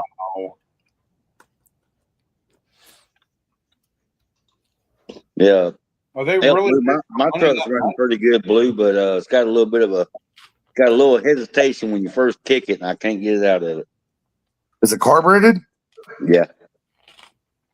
What is it? A double pumper? Is it a fucking vacuum secondary? Is it a Edel drunk? Oh, it's just a piece of shit, Holly. So it's a good carb. You just need to fucking go through it and set it up right. I think I've set it up before, and it is real good. But I think, remember when I had the head gasket problem right after the storm, and I didn't realize it was a head gasket because it was just leaking between 1 and 2. Mm-hmm. And I thought it was the fuel pump. But anyway, so I just got it. I guess I just ain't got it set back right. He said it's a piece of shit Holly. You know, Yeah. a junk Holly that's been sitting on the shelf for 20 years is better than the Edel junk. Well, I'm just saying because it seems like I've never had no good luck with Holly. You know, everybody else could say, well, I ain't never had a good luck with a Carter. I ain't never had a good luck with Quad or whatever. Well, so here's the deal. And this is my experience. If you are going to run a Holly, you need to be willing to tinker with them, because if the temperature changes more than 10 degrees, you need to adjust your fucking Holly. Oh, yeah.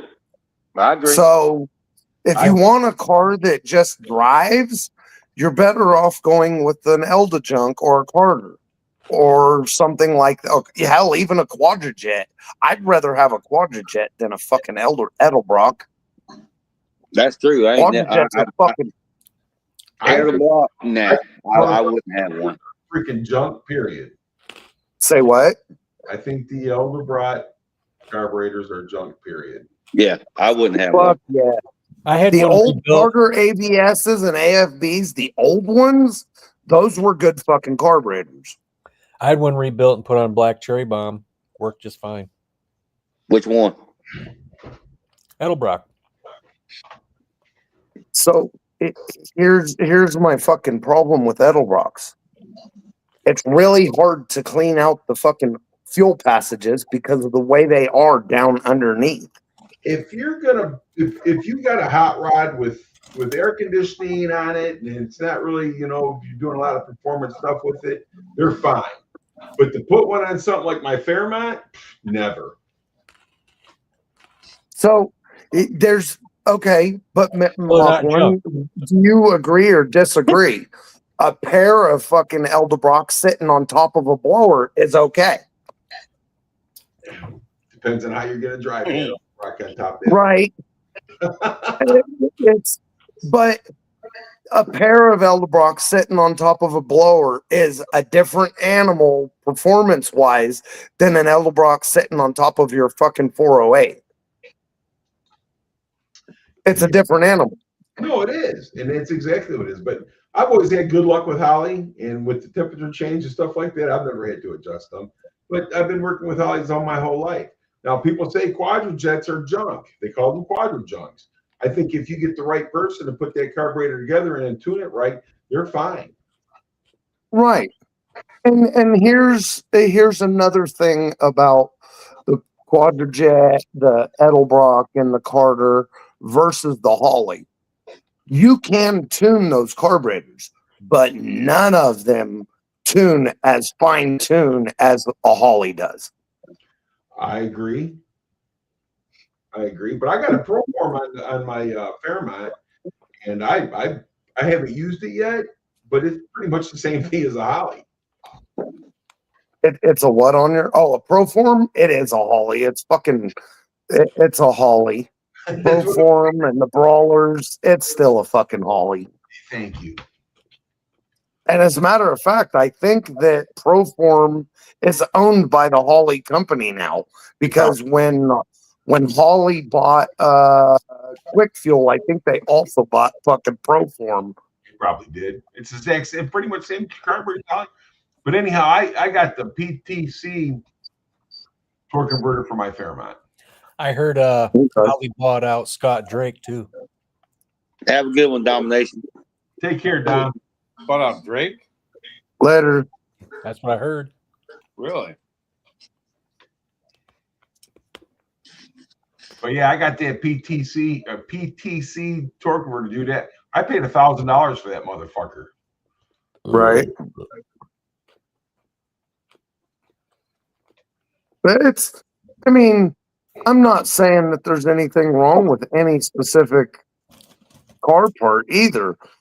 I mean, you could use a fucking B&M converter that works just fine for what you're doing, but for what I'm doing, it don't fucking work. Now, does it make it okay for me to talk shit about it? No, I should just say, hey, it didn't work for me. You know what I mean? I'm still gonna talk shit about it. I might. Depends on my day. What I'm saying though is that if you're building a 32 Ford or whatever, and you put an Elderbrock on it, you're fine. Yeah. Saying because that car is pretty much just for cruising and showing, right? But Right. Put something on something that you're going to go drag racing or something like that. No, dude, they're junk. I don't think a 600 horse small block is going to get along well with an Elderbrock. Okay, I agree. Personally. But a 250 horse would be just fine. Fuck yeah, and it'll be shiny. Exactly. That's what I'm saying. I mean, yeah, everybody's got different, ideals on what's what. But I mean, if it comes right down to it, Holly's I do think the lowriders with hydraulics work well with Elderbrocks. Say what? For some reason, I think the lowriders with hydraulics work better with Elderbrocks than they do Hollies. Yeah, they got air conditioning.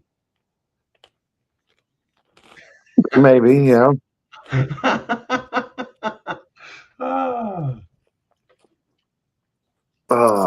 But yeah, people these go, hey man, I need a Quadra-Junk for my car, and it's just an old stock car. Dude, Quadra-Jets are pretty good carburetors if you get somebody that can put them together right, Yep. Look at Ford Auto. They make big Quadra-Jets too. They make what, 890 CFM Quadra-Jets off the old Cadillacs? Oh, did they? I don't know. But yeah. Oh, yeah, big motherfuckers. But the old Autolite carburetors back in the day, man, those were good carburetors. Yep. But I do know that with the old Autolite carburetors and the old Motorcraft carburetors, yes, they were good carburetors. But if you didn't know how to fucking tinker with them, leave it the fuck alone. But that's the same thing as the Quadra-Jets. Yep.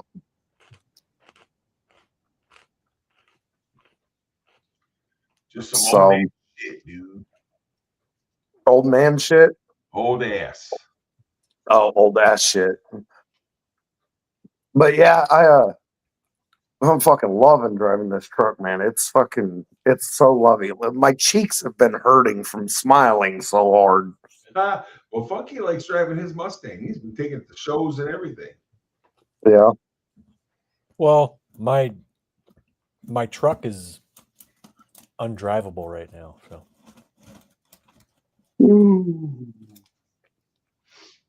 So I'll have to take the whore on sunny days, and if it rains, I have to take my Black Sunshine. So I don't have splash. Truck. I don't have inner fenders on the whore. I don't have any.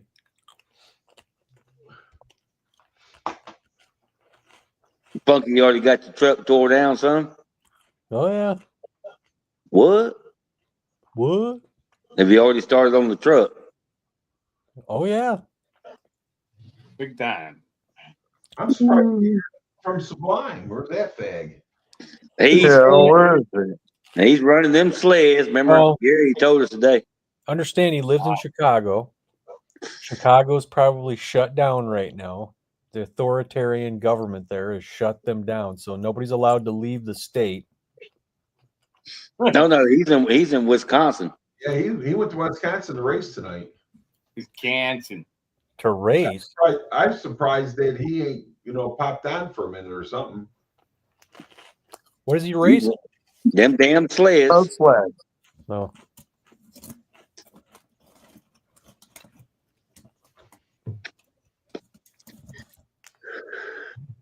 So, what is you guys? Oh, what the fuck was I gonna ask? No, he's getting That old. That totally lost my. It just left. Gone. Fuck. Just slap yourself. You'll get it back. I don't even Wisconsin? fucking know. I know. I was gonna ask. So, have you guys been having the like heavy cold running around up there where you guys are at? Because fucking here, everybody's got like a fucking severe chest cold. Yep. I dealt with it for a week, and the wife's in the middle of it now. My wife got bronchitis from it. I was just like a week and a half. My voice is now back. It was gone for a while. I've been coughing so hard I felt like my rib cage was gonna crack. Yep. I hadn't seen anything down here. People up here He said Joe Biden. People up here are wearing masks again. Huh. Yeah, I've seen people here wearing masks. I went into the bank today to fucking cash my check, and they were all wearing masks. I'm like, you fucking fruitcakes. Well, That's all right. We got one woman at work been wearing a mask every day since COVID. Later, Brad. Mental problems. Yeah, that's what I said. Hey, Brad, have a good night. they actually, the Japanese have been doing it for decades, Bad Brad. Later, dude. and it does help. But they only wore masks when they were sick, not to stop from getting sick. Right. Japan, Well, they didn't have anybody telling them. hey, you're No, out you don't public need to for- wear a mask, but okay. Yeah, you probably should wear a mask. No, you don't need to wear a mask. Okay, you need to wear 3 masks. Yeah. Put it on your kids too. Hell, I was talking shit to my nephew's old lady yesterday because I seen a mask hanging from the mirror in her car. And I said, "Are you really wearing masks?" And she said, "No, it's for my grandmother." And I was like, I'm really not believing that. And she said, "Why?" And I said, "Just because of the way you answered that." And she said, "What do you think? You think I lied?" And I said, "Yeah, I think you're the type of person that would be in the shower by yourself wearing your mask." Holy shit. I mean, why didn't you tell her how you really feel? She flipped me off. That's all. She didn't say a fucking word, but she flipped me off. That's funny. My nephew laughed his ass off. Oh, fuck. Well, I got to tell you, ladies, I'm tired. I'm getting ready to go to bed here. Yeah, I'm thinking the same thing myself. As soon as he comes up here, I leave, right? I know, huh? Hey, I just got in here for a minute because I figured Funky's getting ready to shut it down. But hey, I He's wrote, leaving anyway because I Yeah. was talking. Right. I wrote horror in the comments and it fucking disappeared. What kind of shit is that? You gotta know how to do it. You gotta write WH*RE. Oh Yeah. God, that's too much work. Too much work. Well, most of the time when you got a whore, they disappear anyway. So there you go. Yeah, I guess it was If you a small spell session. whore, hang on. If you spell whore HORE, it doesn't delete it. Well, for some reason, Or my it shit did. spelled that right. Well, you gentlemen have a good night. I'm out of here. Out of here. Later, Later, Mom. Mach 1. Out myself. I'm pretty tired. All What right, the guys. hell happened? Yeah, Then we went black. it did. I think Punky just ended it. No. No, he's right here. It switched it around. I don't know how to switch this. Blue, you was talking about that mask that the woman at work. I've been knowing her since I don't know, 85 or something like that. She's been wearing that mask so long. If I saw her in the store, I probably couldn't recognize her. Really? If she had the mask off, I probably couldn't recognize her. That's how long she's been wearing that damn mask. And you've known her since 1985 and she's always wore a mask? No. What I'm saying is she's wore it so long since COVID.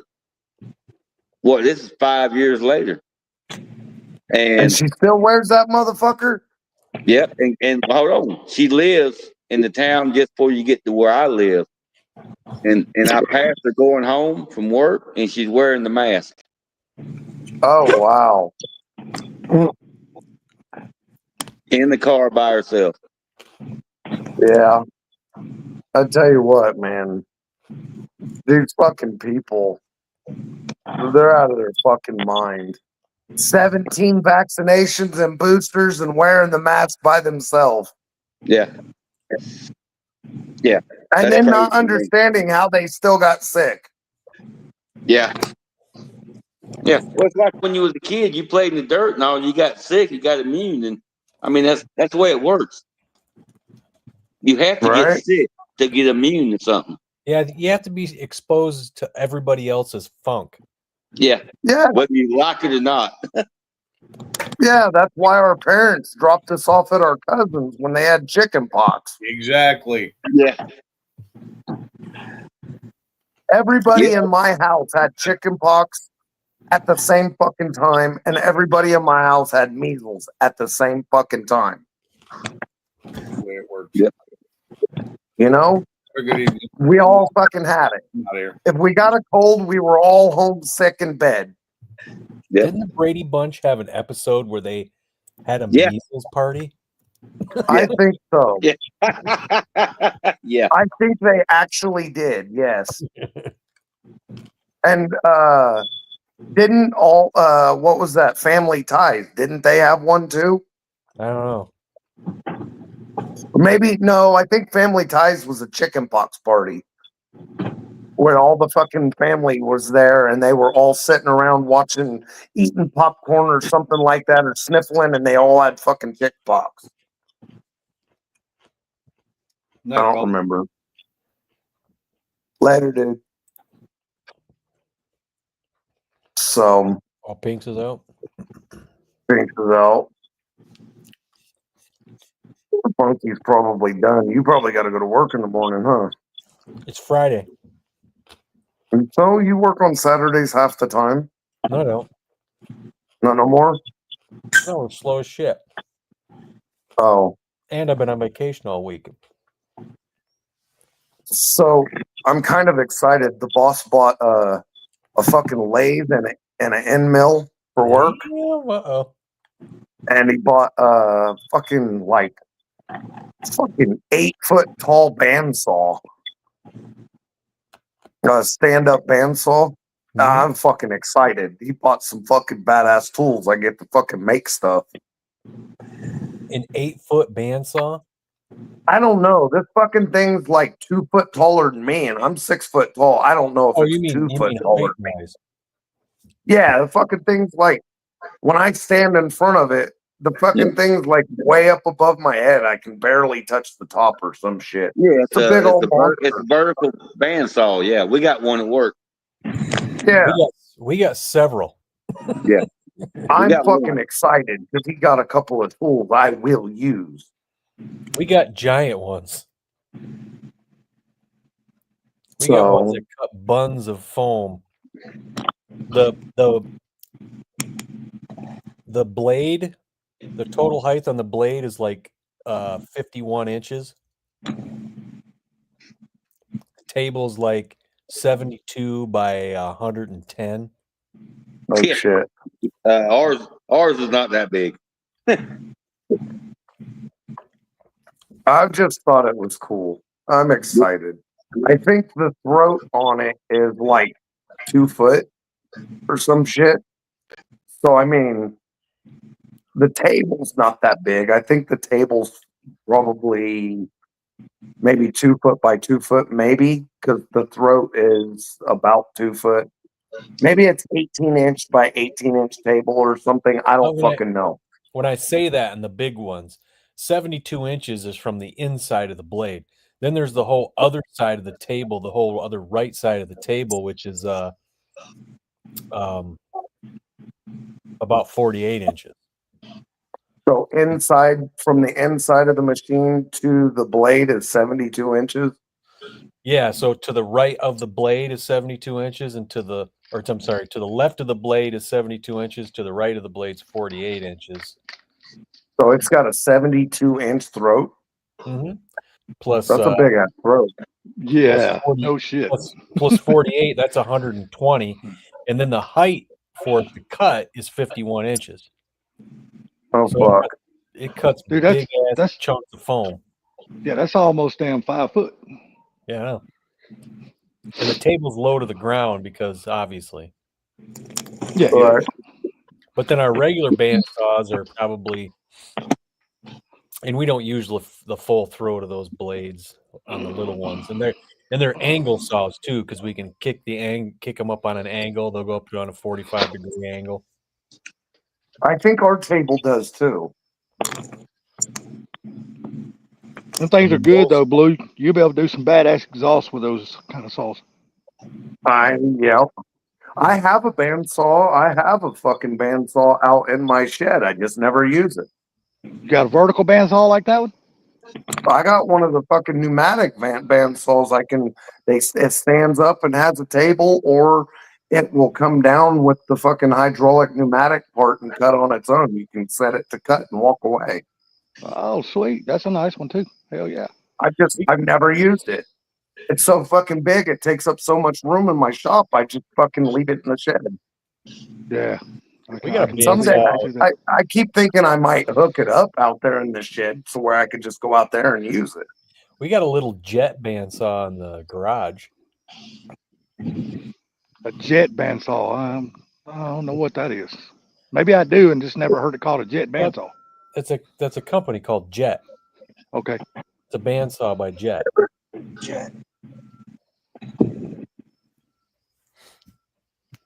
Well, that's cool. At least y'all got one in your garage, though. That's cool. Yeah. Must be antique. I never heard of a jet. No, it's not Dang. antique. Newer. It's newer. Hmm.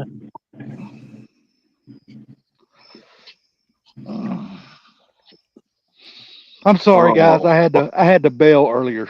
Sorry. All right. Yeah, I just Well, I couldn't do it. My Hey, Blue, fucking brains was being racked. I don't know. Blue didn't hear. I got the turbos tore off my truck. Yeah, when you Yeah. gonna drop them off? What, Monday or something? Yeah, I'll take them over to that guy. You gonna go ahead and just put bigger ones on it? No. I don't got money for that, but I do have money to have a guy rebuild them for $500. You gonna have them go ahead and port and polish them too while he's got them apart? No, because my truck is my truck. It's my daily, and I'm not looking for more power. I want it to do what it does. You right. got to Yeah, have more power. Come on now, Funky. But hang on, porting and polishing them, it does make a tiny bit more power, but it makes it more efficient. Power. Porting and polishing a turbo. Why not just buy bigger back housings and change the wheel? Because porting it and polishing allows the air to flow through better, and it makes it more efficient. Yeah, but So you it'll can make the accomplish the same same fucking thing. horsepower, but it'll make the same horsepower, but it'll retain less heat, and which will make it last longer. Yeah, but So- you can get the same thing. Just put a bigger back housing on it. Put a bigger back housing and change the wheel.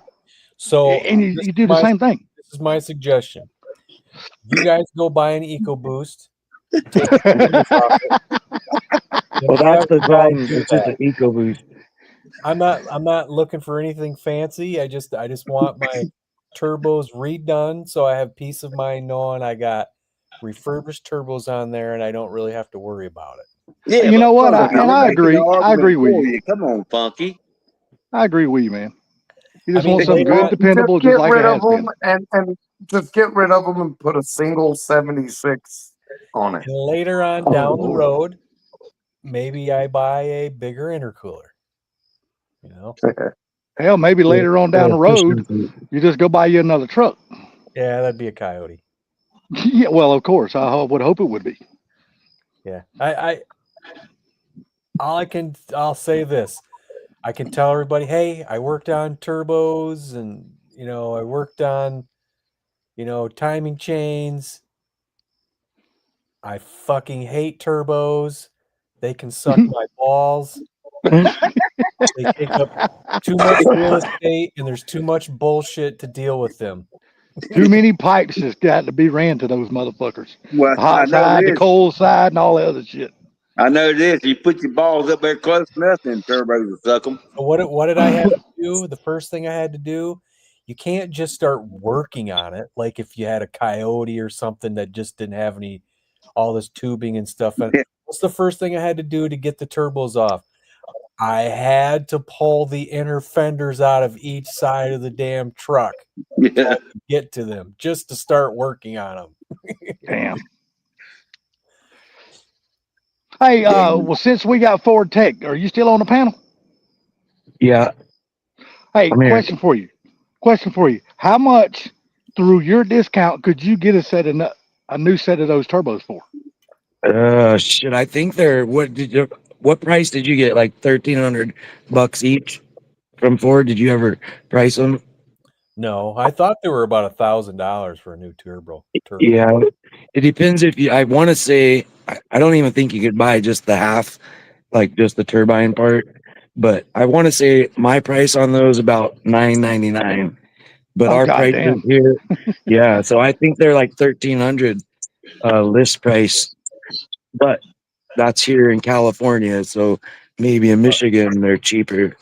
But see, I just give the guy 2 turbos. He rebuilds them. I give him a $500, and I'm happy. Well, that's all according if he can rebuild them. Remember, you told me that he said he don't know if he can rebuild them until he sees them. Right. And if he tells me, I'll just tell him when I drop him off. Say, hey, look, I got a buddy who literally lives down the street from you who's got 4 more. These just won't rebuild. We'll go grab another one to see if you can.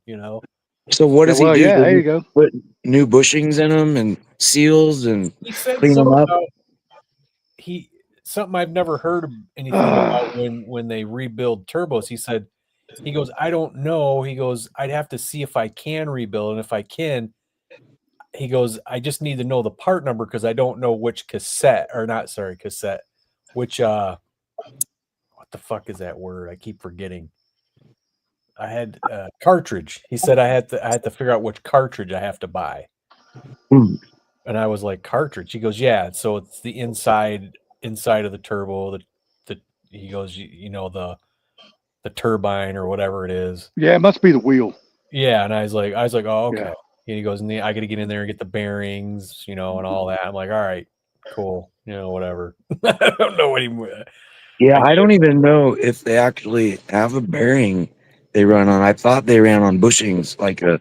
They do. They copper run on bushing. bushing. It's So a people it's a that brass bearings- So bushing. they're not a ball bearing turbo then? I No. want to say no. Okay.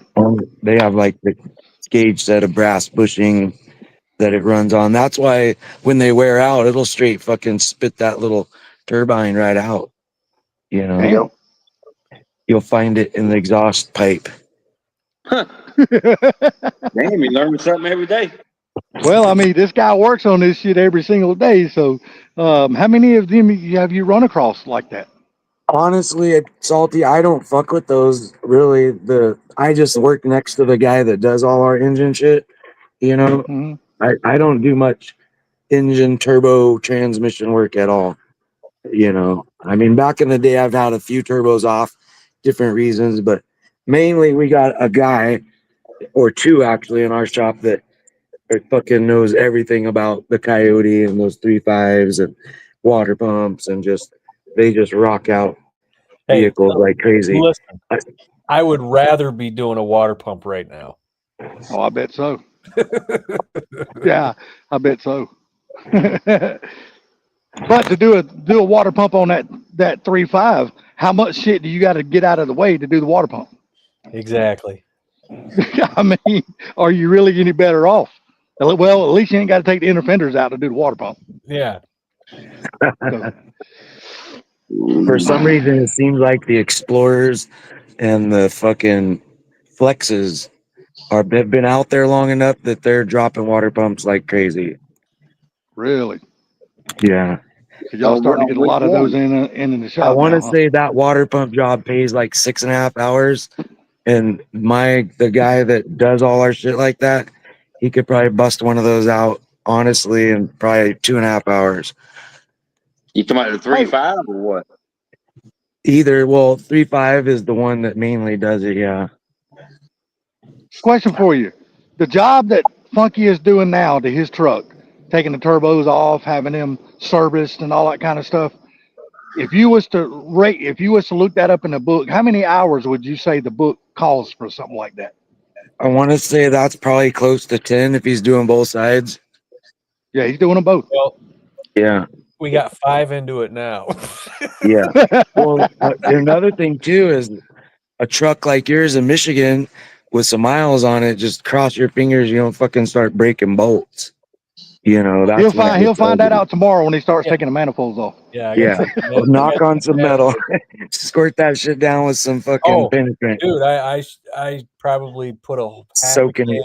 I probably put a half a can of a blaster on both sides, and it's So- soaking in there right now. What I do is the little handheld propane torch. Yeah. Yeah. I go in and I get them fucking hot, and then I spray the fucking power lube on them. Oh, dude, Melted in. Yeah. we got map gas, so Well, if you get it nice and hot, when you spray it with the power lube, it like sucks that shit in.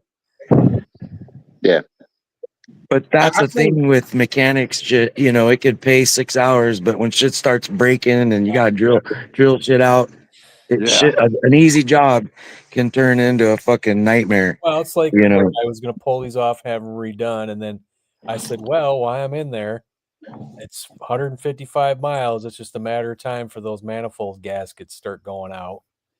155,000 miles. Yeah. And then so that's why I'm getting in. That's why I'm gonna take the manifolds off. I'll just bite the biscuit now. And the thing what I saw is the majority, and I'm praying this is the thing, if they do break, the majority of them studs, because they're nuts on studs, the majority of them break on the outside of the manifold. So once you break them and you can pull the manifold off, there's usually plenty of stud there left to put a couple of nuts on. You know what I mean? Yeah. Right.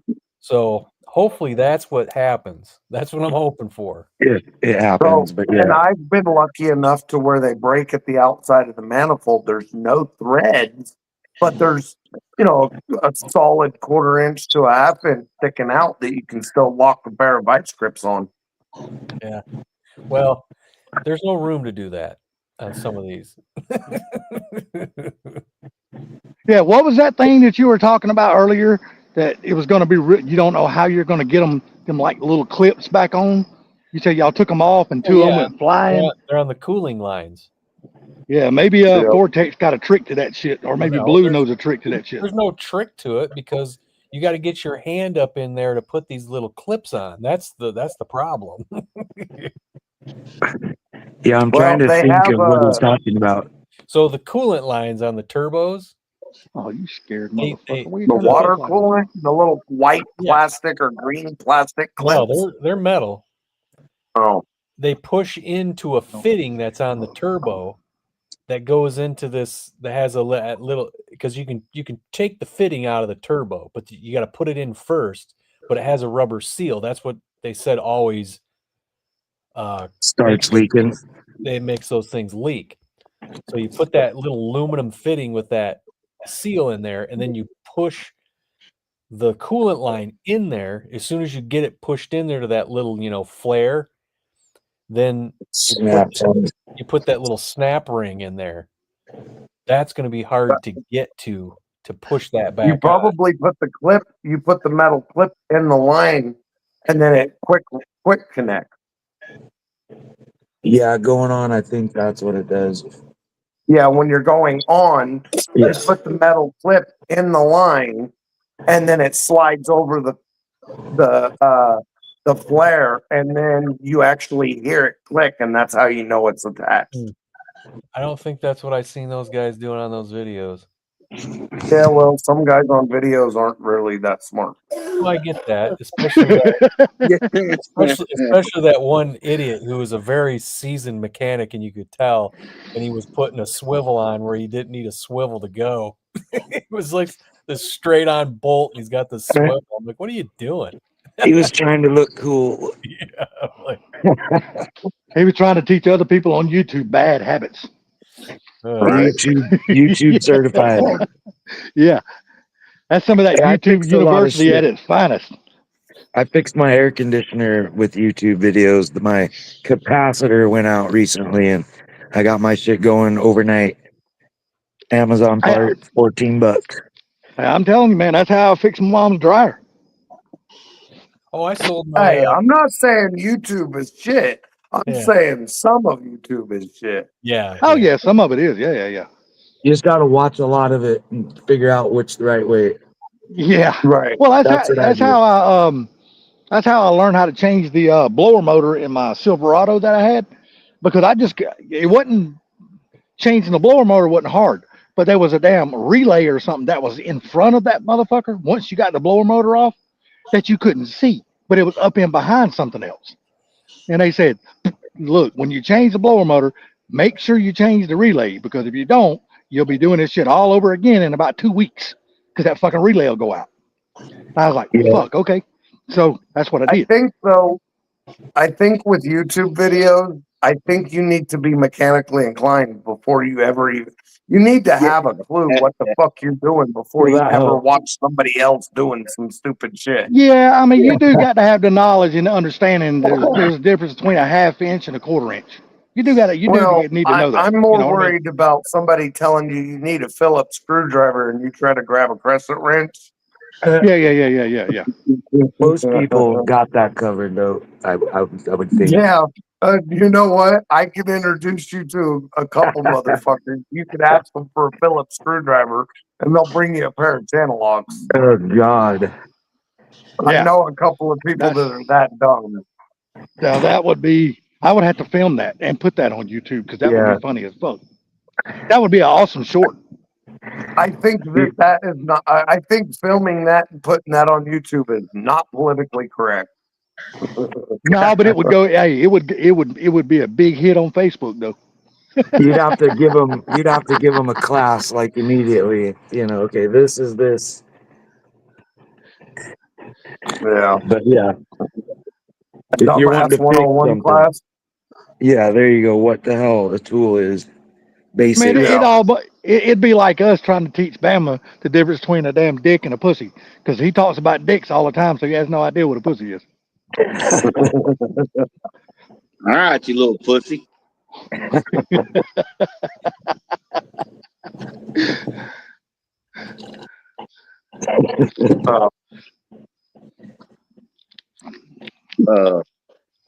Damn. That just fucked everybody up. Ain't nobody got nothing to say after that. But it's the truth. I mean, we were on here one night on Funky's live stream, and Bama just kept talking about it. He kept talking about it, kept talking. And Funky's like, God damn, He got nothing else on his mind, does he? Like, yeah, nope. Yeah, now Nah, you can't. don't make me call Randy, man. He's a Randy Now Salty man. can't get the thought of dicks out of his mind Randy because all he's man, talking about is Randy Bama's man. dick. Randy man, I want your tube steak, Randy man. Damn, I still need to go back and watch the end of that damn live stream. Cause see, I was You on gotta that watch live it, stream. Dave. Yeah, I was on that live stream, and evidently he jumped on right as I jumped off or something like that. Not long after I got off the live stream or whatever, because y'all keep telling me how funny it was. Oh, Or it was Bama hilarious. does anyway. I was crying. He was crying because he couldn't have Randy man. He couldn't have Randy, man. He said, "What he say? He had a Grand Prix. Yeah, It was a it's a pussy magnet.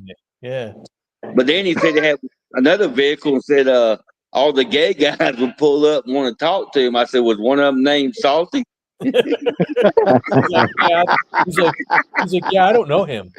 Yeah. And then Hey, does then he anybody kept need a asking who was 1250 Salty. Dominator? So what now? Does anybody need a 1250 Dominator? No. Is that like one of them carburetors? Yeah. It's got no Shouldn't be idle hard. It circuit. shouldn't be hard to sell it. Shouldn't be hard to sell that. Something it's on damn marketplace though. You should be able to get rid of that quick. What'd you say, Vortex? I said that don't have an idle circuit, right? It won't idle. No, it does. It's a So- four-corner idle adjuster. So it's a It's a- newer one. Yeah, it's a big mamma jamma. It's got 12 air bleeds, and you can fucking put fuel in from either side. You can put the throttle cable on either side. Damn. So that's probably Yeah. more like for a big block, right? Pretty much. Or a Pissed Philly off small badass block. small block. Yeah. Some 408 stroker. Yeah, I mean, yeah, it would. I think for it to be on top of a small block, it has to be a Billy badass small block. Yeah. I mean, you got to figure a 1250. That's that's a a lot lot. of fucking. That's a lot of fucking CFM, man. That would be like It's- race car shit. Yeah. It's big boy shit. And, I mean, it's exciting. I was holding it in my hands, and I was like, "Oh, this bitch is big." Yeah, like I said, I mean, you should be able to put that on marketplace or either on racingjunk.com. Be able to put that on there real quick, and something like that would fucking go. I mean, it wouldn't last long. Well, I got a big block intake for it too. I thought about fucking using it on my 532, but I really want a tunnel ram on that. Or at least I don't just know. slapping it on there and seeing how Tunnel it round be runs. so much cooler. Tunnel round be so much cooler. I think it would, but I don't know. I don't know if I should do the okay. So a 1250 Dominator on the big block in my Fox could produce, fucking 1,000 horse natural aspirated, or I could run a tunnel ram and two 750s and still make the same horsepower. I have the intake and I have the carbs, so I don't know if I should just run what I got or if I should save up to buy two carburetors and a fucking tunnel ram. I thought you had two fasts. That's going on the 408. Okay. And the Comet has twin Carter ABS. What's that? Basically the original Edelbrocks. Oh, Carter was Edelbrox basically is a Carter, right? Right. Pretty much. just kind of Carter was the original and Edelbrock is the redesign or whatever the fuck, or the patent thief, or I don't even know. like DeSoto was the original Hemi. Yep, Something along exactly. those lines. Yep. That was cool. That cruising I usually go to, beginning of summer I went over there, and I seen like an old shit must have been 20s DeSoto, Mm. And I was like, holy shit, I've never seen a DeSoto that old. Yeah. Wow. Because I was like, geez. Then I was walking around a little bit more, and there was another one. I was like, okay, this is weird. I said, I think that never go ahead. seen one that old, but then two at the same show. I said, that's crazy. I've only seen one in person, and Yeah. that was like back in the 90s when you remember when the World of Wheels used to go around to all the different states and shit like that? Yeah, kind of like Autorama. Yeah, it used to be a show called the World of Wheels. I seen one at the World of Wheels, and that's the only one I've ever seen in person. There But that's like way back in the 90s, man. We went there Tuesday, and Justin and I are both seeing this another one of those like 20s cars. I'm like, man, what is this? And we were like, he goes, yeah, I don't know what it is. I said, and I'm always forgetting DeSoto's name. For some reason, I always keep forgetting their name. And the other one I keep forgetting is Packard. So yeah. The one that we walked up on, I'm like, man, I said, it's that one goddamn company I always forget the name of. And he's like, what's that? I go, I don't know. If I knew, I wouldn't be forgetting. Like, they made him in Detroit, dude, and I said they made him in Detroit. I can't fucking remember it. And then when he started looking at the tires, and it said the tires were made for Packard, and he says it just said they're made for Packard. I go, oh, that's the name. I said that's what I thought that was a Packard, and that's what it was. It was an old Packard, man. Yeah, Packards is I like those cars. Yeah, You don't see very many of them out on the road and moving around. right. You usually see those damn things in people's like collections and stuff like that, or when they go to car shows, they're not driven; they're like trailered and shit like that. This was like a 20s or a 30s, but the 50s ones were freaking badass. They were like they were lead sleds, man. Yeah, I don't give a shit. They're bad. You know that guy that I watch? I don't know if you guys watch him. His name is Half-Ass Customs. The guy, his name is Brent up there in Canada. Nuh-uh. He's got a Packard fucking El Camino. Somebody has made a El Camino out of a Packard. Well, and Ian did that. You know who Ian is? Ian Russells. I've seen it. Yeah. Yeah, he did a Packard for a guy, and he just did it the way guy's like, yeah, just make it. I want to just drive it. So Ian, you know what? That dude's crazy, man. He's like, he goes, I don't know. Maybe if we come at it and we cut it this way, and that'll do this and do that. He goes, I don't know. I'm thinking too much about it. I'm just going to start cutting. Yeah, I mean, that's basically what Half-Ass Custom does, man. I mean, dude, he usually has these old cars out in his yard, sitting out by his driveway and by his pond and shit. Yeah. And basically all they are is like yard art. Yeah. You know, they're rusted really, really bad. No fucking floors, the top. He'll go get them and all of a sudden decide, he's like, I'm going to do a build out of this car. Like the one he's doing now was something that was yard art at the end of his driveway that's been sitting out there for like 30 years. Yeah. Just fucking rusting to the ground. And he's went there and rebuilt that entire fucking Model 8. That's it's the badass, thing. dude. That's the thing with Ian. He feels more comfortable just starting to. He kind of goes, "This is what we got to do to the car. How we're gonna go about doing it? I'm just gonna start cutting and figure it out as I go." Yeah. It's just, and he goes, "All right, yeah. So we made this cut. Now we got to bend this back this way." And then maybe he goes, maybe I shouldn't have cut it that far. Oh well, we'll fix it. Yeah, and that's what Half-Ass says all the time. He goes, look, if I screw it up, it's just metal. I can weld it back together and do it all over again. He goes, it's just metal. He goes, it ain't like it's sheetrock in my house. Yeah.